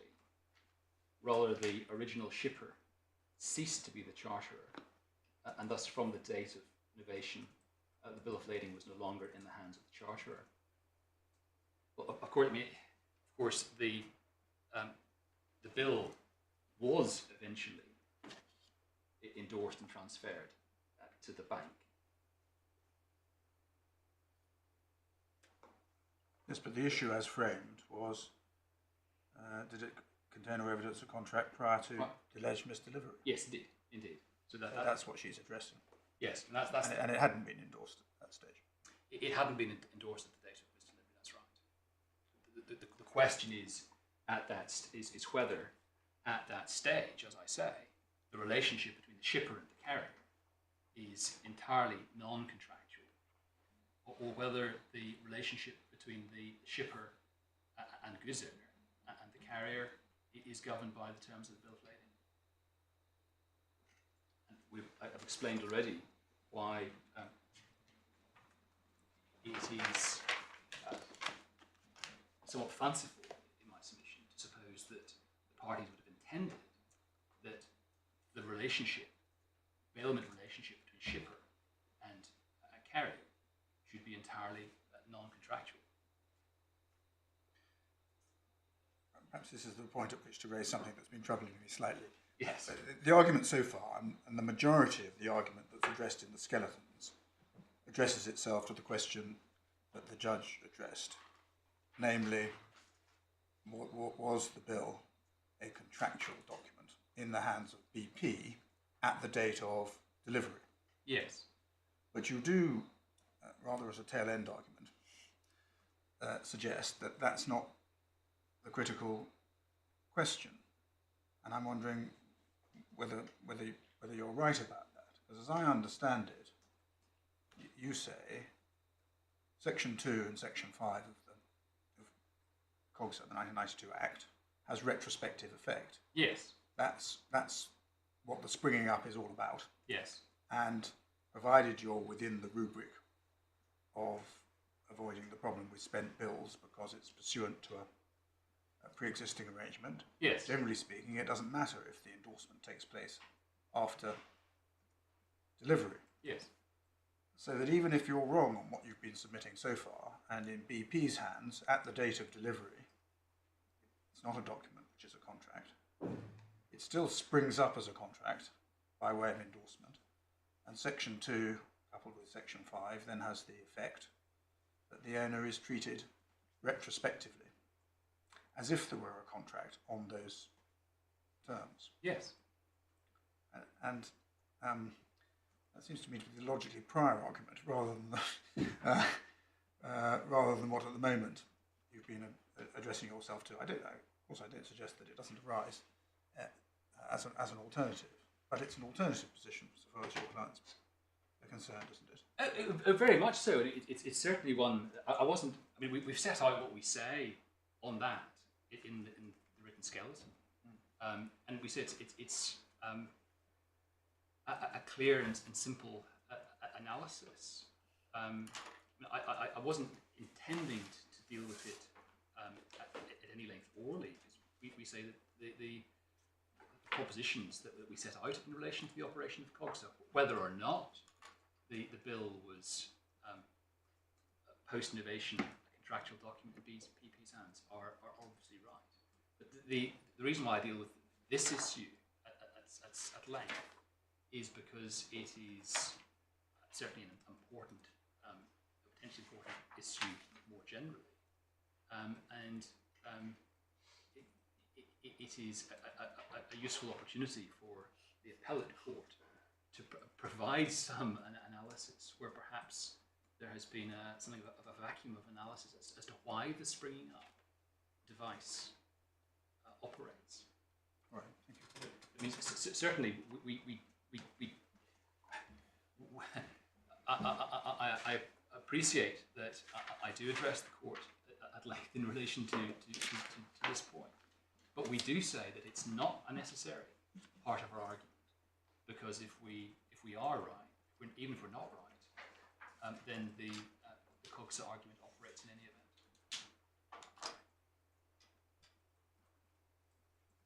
All right, thank you.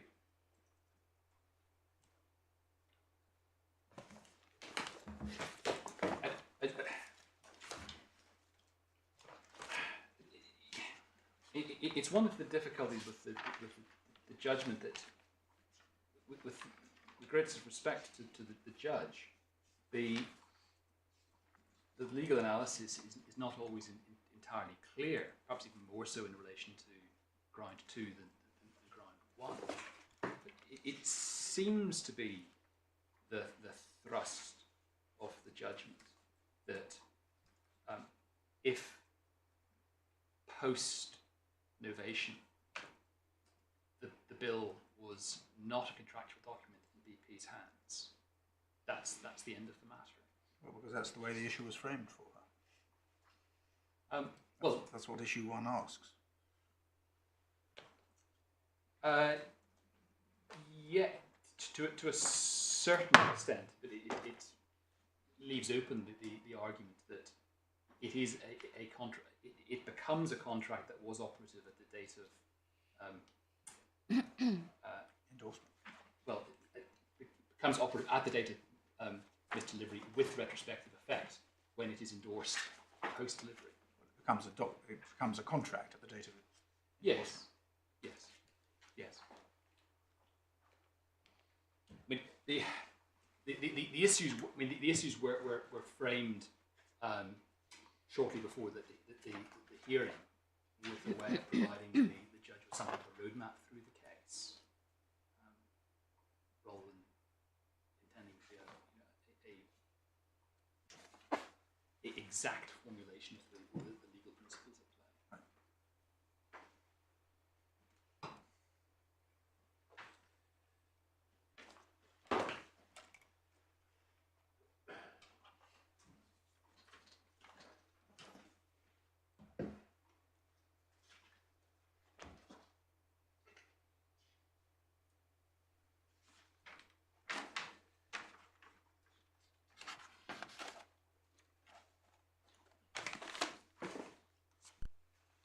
But you've got paragraph 24 of the judgment, I think. Yes. Before I blew you off course.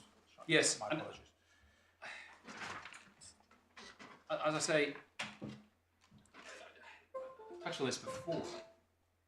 We do say that it is a curiosity of the judge's analysis that she accepts that if the endorsement had been effected prior to the novation, then it would have been effective to create a contract in the hands of the transferee. But because the endorsement and transfer occurs after the novation, that in some way is ineffective, that the ability to transfer has been drained from the bill of lading contract by reason of it having a period in the hands of BP when BP is no longer the shipper, but the contract doesn't, the bill of lading doesn't have contractual force, and there's no explanation of that. And again, this may feed back into the intention of the parties. If one looks at page 167 in the core bundle,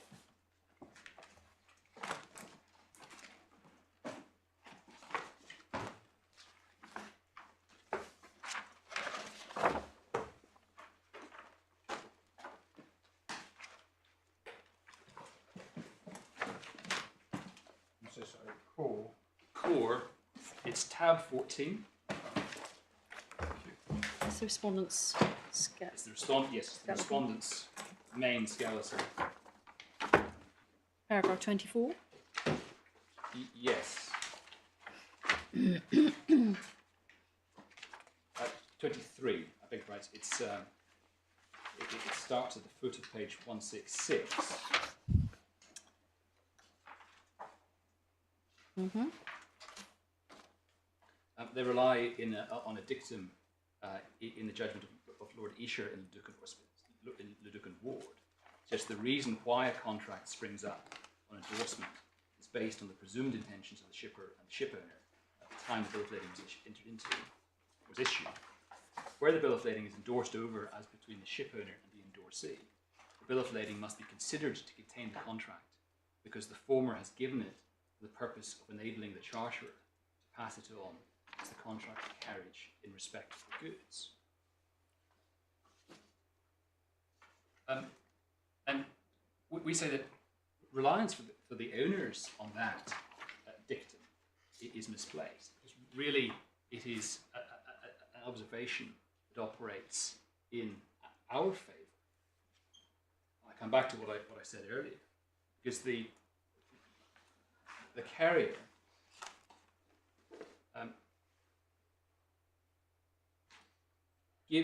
issues the bill of lading for the purpose of enabling the charterer to pass it on as the contract of carriage in respect of the goods.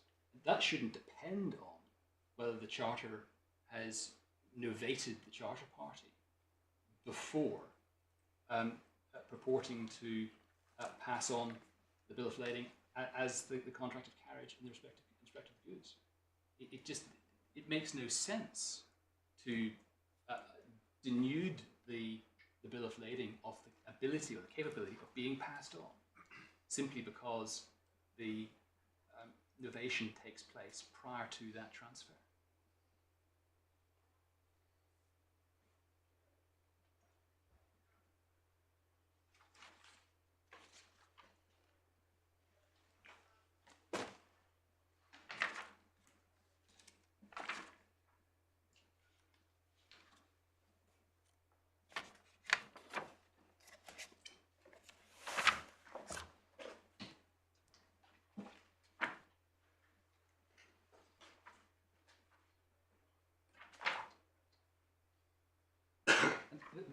The judge then goes on over a number of pages to discuss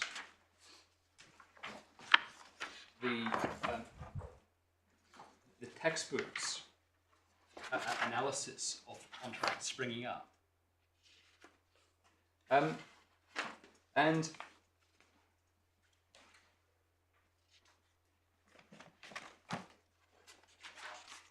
there are 2 points that arise out of this. The first is that there seems to be an element of judicial scepticism, if I may put it that way, as to the concept of contract springing up and the legal device analysis. But it is what all the textbooks do say is that it is so well established that it really doesn't matter what the underlying principle or rationale may be, even if it is simply a legal device. There's no doubt that that legal device operates in the way in which it does. And even if it is just a legal device, there is absolutely no reason why we say the same legal device should not operate in circumstances when the identity of the parties is lost by way of innovation rather than by transfer of the bill, while the charterer remains the charterer.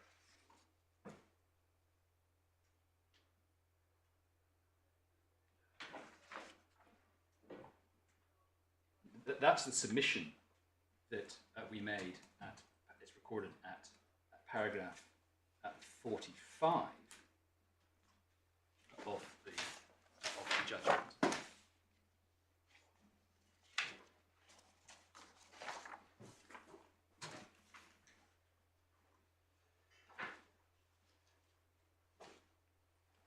But then says, records the defendant's submissions, that it's difficult to see why a new contract should arise on the facts.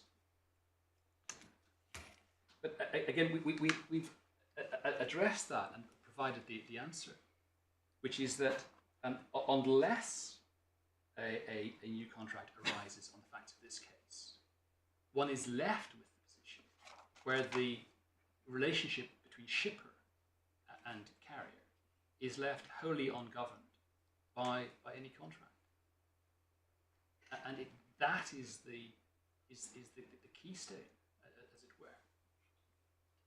That it is highly improbable that that is the result that the parties intended, and obviously for what it's worth, it's not the position that any of the parties seem to be considered they were in fact in as events were unfolding, because BP agreed to endorse the bill to the bank, which would have been a pointless exercise if it was not a bill of lading contract in the normal way. And as we've seen from Mr. Dahar's evidence, so far as the owners were concerned, they were relying on their LOI because they knew that in following Gulf's orders, they were putting themselves in breach of the bill of lading contract. The argument that the bill in this case was any different from a bill in any other case and didn't constitute a contract of carriage is not an argument that appears to have occurred to any of the commercial parties at the time that events were unfolding.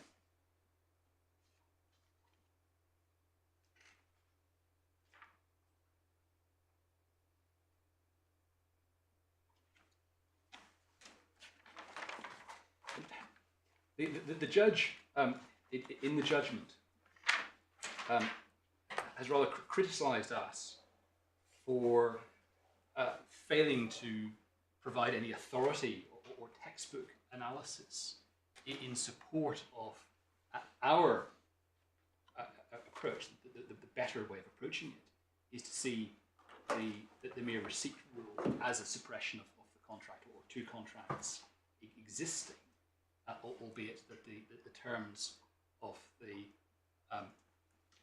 bill of lading are subordinate to the terms of the charter party. And she seems rather to have taken our inability to point to that analysis in the authorities or textbooks as a reason for holding that it must be wrong. Now, as I say, what we're trying to do were trying to do was develop a somewhat more principled approach, rather than saying that this is a legal device and that the contract simply springs up. And that's why there's no authority to that effect. And as I say, this is the opportunity for this court to set out a more principled approach. What the judgment certainly fails to do is, as I say, grapple with any of the difficulties that arise if once the identity of the parties is lost, there is no contract. I say whether that is by way simply of a legal device of a contract springing up, or you adopt the approach that we suggest. It must be the case, we say, that once the identity of the parties is lost, the bill of lading should be a contractual document.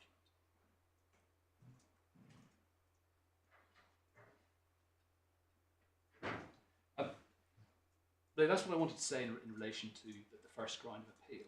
As I say, we have set out our written submissions in relation to the COGSA point, which we say would be determinative in any event, and we rely fully on what we've said in those submissions.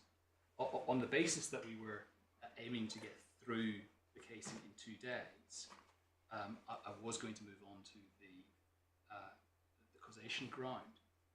If it would assist the court to have any elaboration of the COGSA argument, I propose that I can return to that at the end of the short adjournment. But I say I would hope that our written arguments speak for themselves in relation to that. Well, speaking for myself, it might be more helpful to wait and see what Mr. Thomas says about it. I'm Return to it then. So we're going on to ground 2. We're going on to ground 2, yes.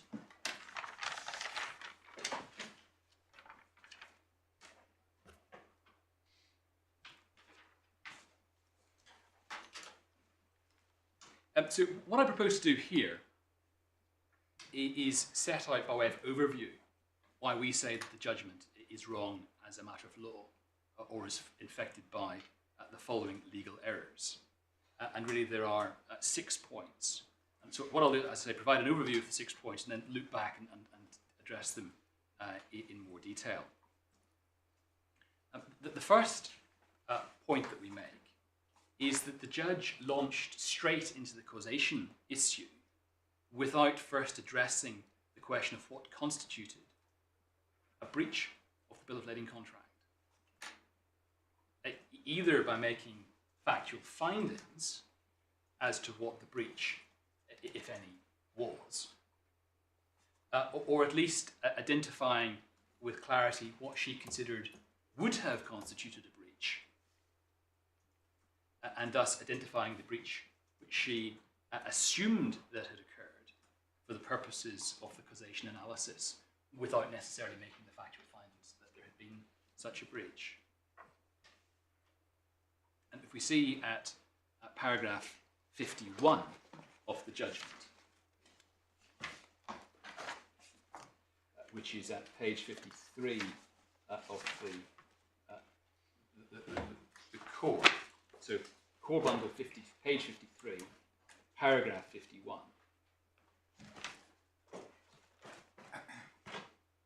She says, grounds 1 and 2 sufficient to dismiss the appeal. However, if I were wrong on issue 1 and 2, I propose to set out the alternative basis on which I find that the claim falls to be dismissed.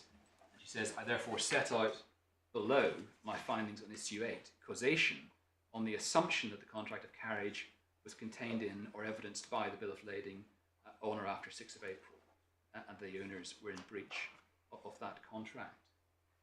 But as I say, she hasn't identified what breach she was proceeding on the basis of, and the question of breach was in dispute at the hearing.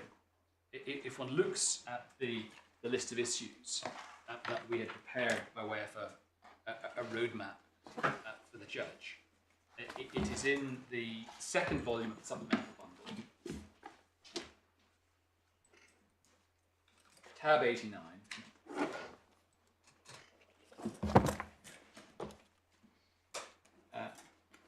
Page 468. And the issue of breach itself is set out at section B, paragraph 6.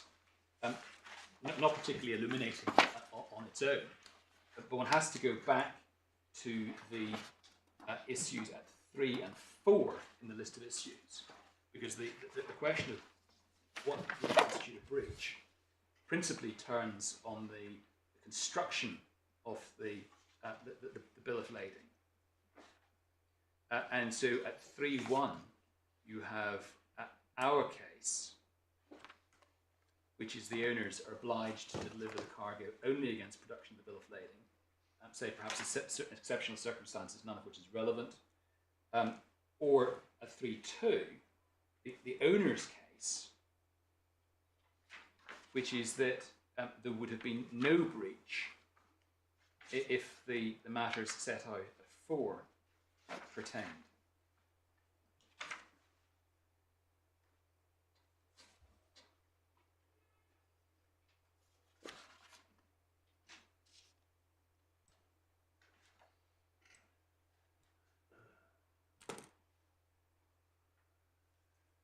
I should say the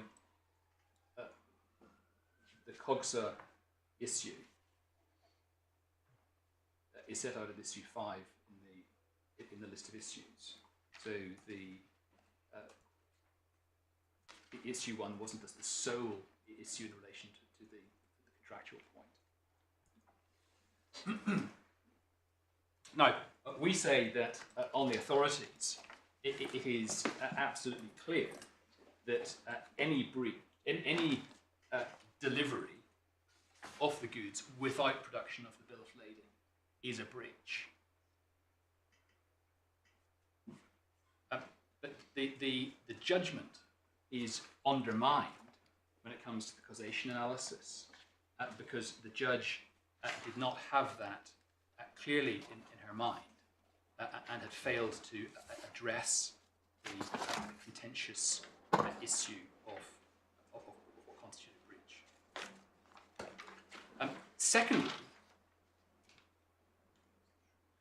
we say that there is a failure in the reasoning to identify and address the fundamental question on causation, which is whether the breach of the charter of the bill of lading by owners was an effective cause of the bank's loss of its security interest in the cargo.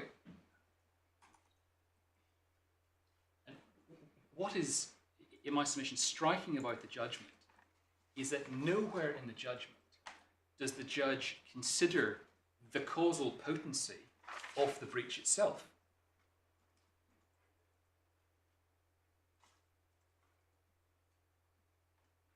And that is an important and surprising omission,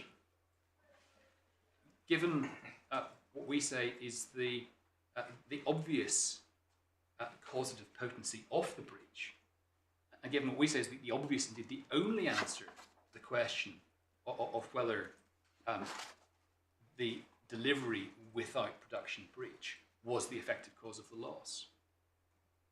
If the breach was an effective cause of the loss, then clearly the claim should succeed. There's no proper analysis in terms of whether the breach was an effective cause of the loss or not. And this is a point we obviously made in our written submissions, I hope clearly so.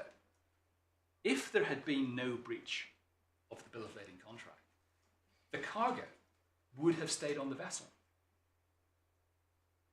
If we are right that any delivery without production is breach, if there's no breach, the cargo stays where it is. And if the cargo stays where it is, we do not suffer our loss of our suffer the loss of our security interest in that cargo. Is it quite as simple as that? I mean, in the real world, what one's positing is compliance with the obligation, so that at Sohar, the owners say, I know we've been instructed by Gulf to discharge, but we're not going to, because our obligation is not to discharge otherwise than the production of the bill of lading, and we haven't got the bill of lading. And the causation question is, isn't it, what would have happened next?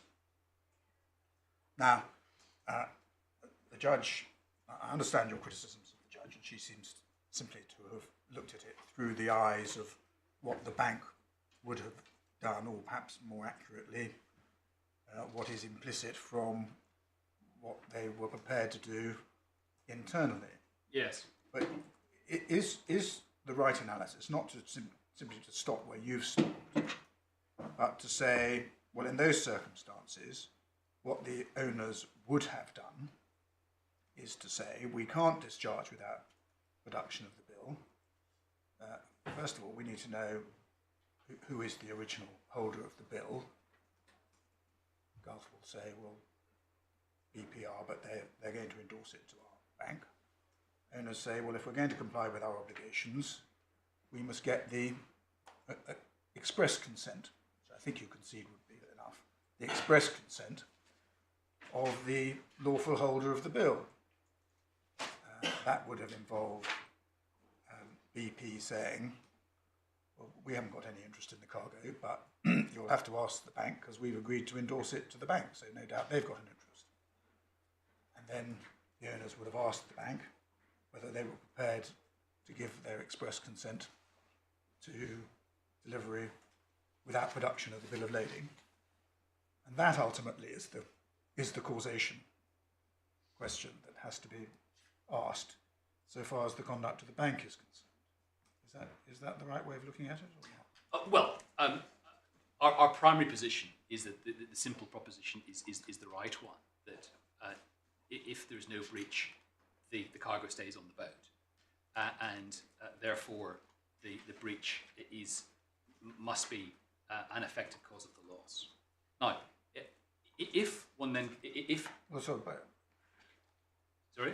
How's that consistent with what was said in Howder, for example, that normally if you deliver otherwise than against the bill, but you deliver it to the right people, there'll be no loss? No doubt they didn't really have trade financing in mind. They were thinking of claim by the rightful owners. Yes. Well, but that doesn't involve stopping just at the point on causation and saying, no. Well, if they'd complied, it would have stayed on the vessel. Yes. So if the court is against me with that's a very simple proposition, then absolutely one has to look at what happens, what would have happened. What would have happened next. But no, I'll come back to this when we get to my sixth point. What you have to do is go through that rigorous process of asking in detail what would have happened next. To try and explain why what would have happened next is the delivery of the cargo into the Couch Bay and Prestigious in such a way that the bank has no ability to claim against owners for breach. And I'll come back to that. The judge's analysis of the hypothetical, it is wholly inadequate to reach the conclusion that there would have been an inability on the part of the bank to make a claim for misdelivery, and that therefore it's not the original breach that has caused the loss. At the very least, in terms of the analysis, to get the analysis right, it is important to start with the proposition that delivery without production is breach, and to acknowledge the causative potency of that breach on the facts of the case. And we say that the failure by the judge in the judgment to carry out that fundamental step undermines the reasoning which follows. And we say it's an error of law not to identify at the outset the causative potency of the breach.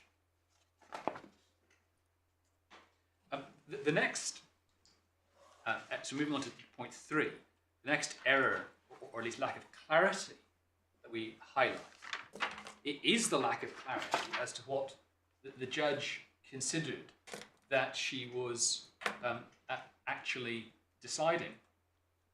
I'll come back and show you the references a little later.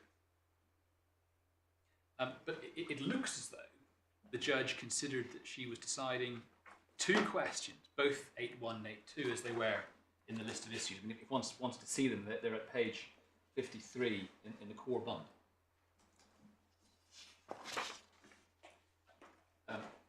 First being whether the bank would have suffered the same loss in any event, and second being whether the bank caused its own loss. And conceptually, those are 2 very different questions, because the first requires a counterfactual analysis of the sort that Your Lordship indicated, involving a detailed analysis of what would have happened on the balance of probabilities if there'd been no breach. And the second requires an analysis of the facts as they occur, and a consideration as to whether the sole effective cause in law of the loss was the bank's own actions that it actually took, such that the breach was not an effective cause in law, despite the obvious causative potency of the breach that I've discussed. And the judge seems to have failed to appreciate, we say, the fundamentally different analyses that are required by each of those 2 separate questions. And there's a lot of discussion in the evidence as to, and the judgment of the evidence as to what actually happened. But nothing, we say, sufficient to underpin the findings that the judge has made. There's no analysis at all in terms of taking the evidence and putting it in a legal framework to underpin a finding that the bank caused its own loss. That's now accepted by the owners themselves. That's why the bank caused its own loss appears as a respondent's notice point at paragraph 2 of the respondent's notice.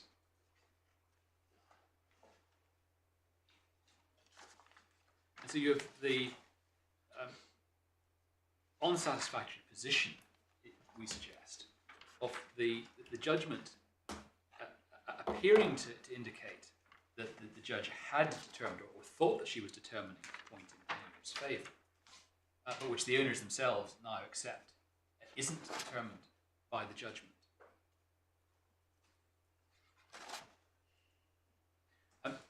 The next problem as a matter of law with the judgment, we say, this is point 4, it is that the counterfactual which has to be posited is an utterly improbable counterfactual.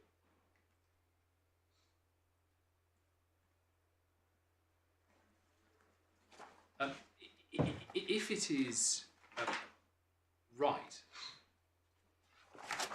that any breach, any delivery without production is a breach, you would have to ask, as the counterfactual, what would have happened if there had been no breach?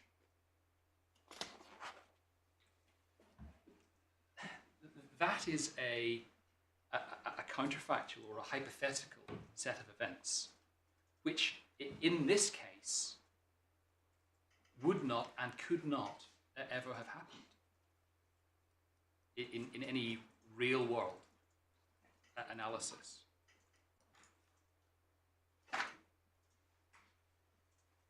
And that is because, in this case, it was inevitable that owners would have breached the bill of lading contract.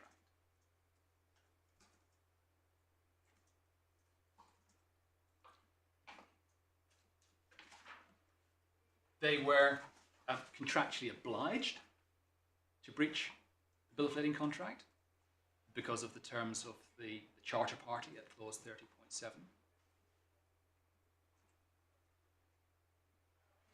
And breach, delivery without production of the bill, is what owners always do.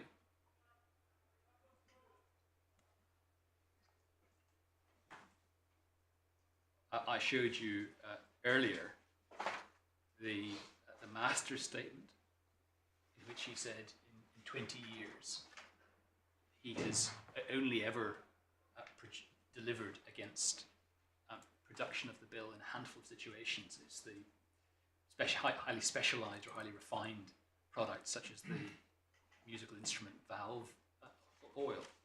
But I say his statements that those are the only occasions in 20 years when he has not breached the bill of lading contract. And similarly, the cross-examination of Mr. Van der Haar, which I showed you. It's just what they do is deliver against an LOI, knowing that they are breaching the contract, but relying on the LOI as their protection. And again, I showed you the passage at the end of the extract we have in the bundle, where Mr. Van der Haar was sort of flummoxed by the question of what he would have done if the owners hadn't, in the first instance, breached the contract. And we say that it's illegitimate as a matter of law to say that a loss would have happened in any event by relying on a counterfactual which A was never pleaded by the owners, B was expressly disclaimed by the owners in their closing submissions. I'll show you the references in due course. Is entirely inconsistent with their own witness evidence as to what would have been done in the real world. And essentially, common ground would never have happened. So, in this case, it's not possible to say that the breach would have occurred in any event, because there was simply no possibility of the necessary counterfactual ever taking place. It's a very different situation from a case where the party's expectation is that contractual obligations or duties in tort will be complied with rather than breached. So there's the Kensington-Chelsea hospital case, the arsenic poisoning case, where the claimant has suffered arsenic poisoning, suffers negligent treatment or lack of treatment at the hands of the doctor and dies. But it's held that the loss would have occurred in any event because the poisoning made the death inevitable, regardless of whether there was a proper treatment or not. But obviously, in that sort of case, which is a common case in relation to causation, it is the party's expectation that the contractual or level of standard or the duty level of standard will be complied with. That's just not this case. This case...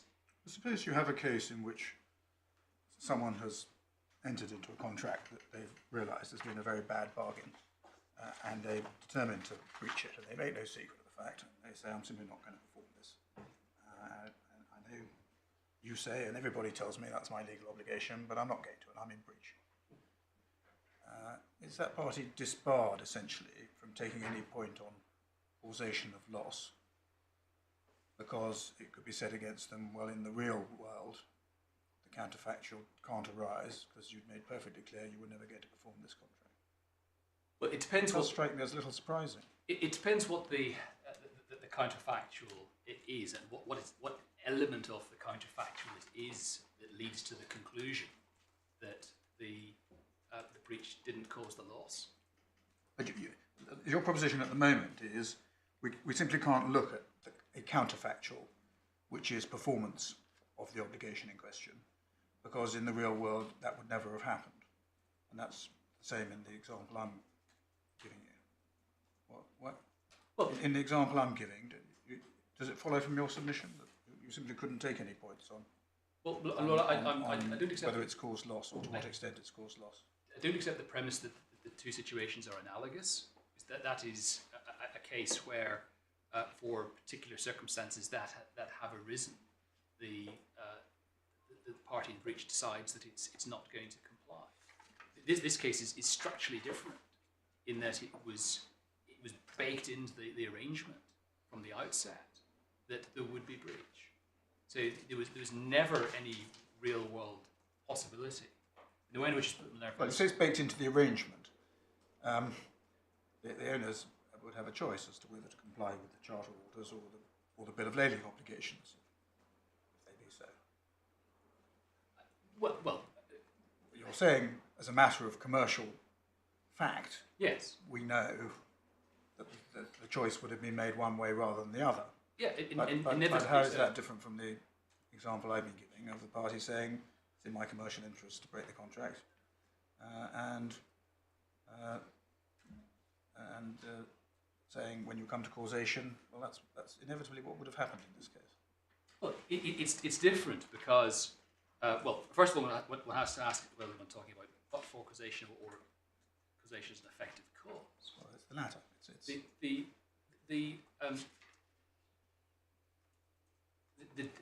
The difference we say, at least one of the differences, is that in your lordship's case, there would at the outset have been a commercial expectation that contractual obligations would be fulfilled. What's strikingly different about this case is that from... So who had that expectation? Maybe, to alter my example slightly, the defaulting party never intended to perform the contract. Well, in my submission, in any case where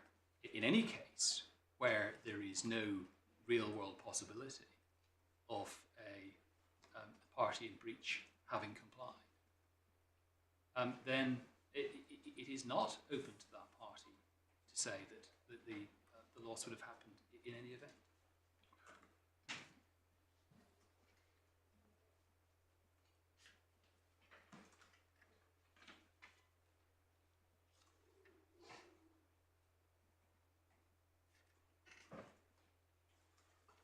I see the time. What I propose to do is just briefly summarise my points 5 and 6, then obviously I'll come back and develop in more detail later.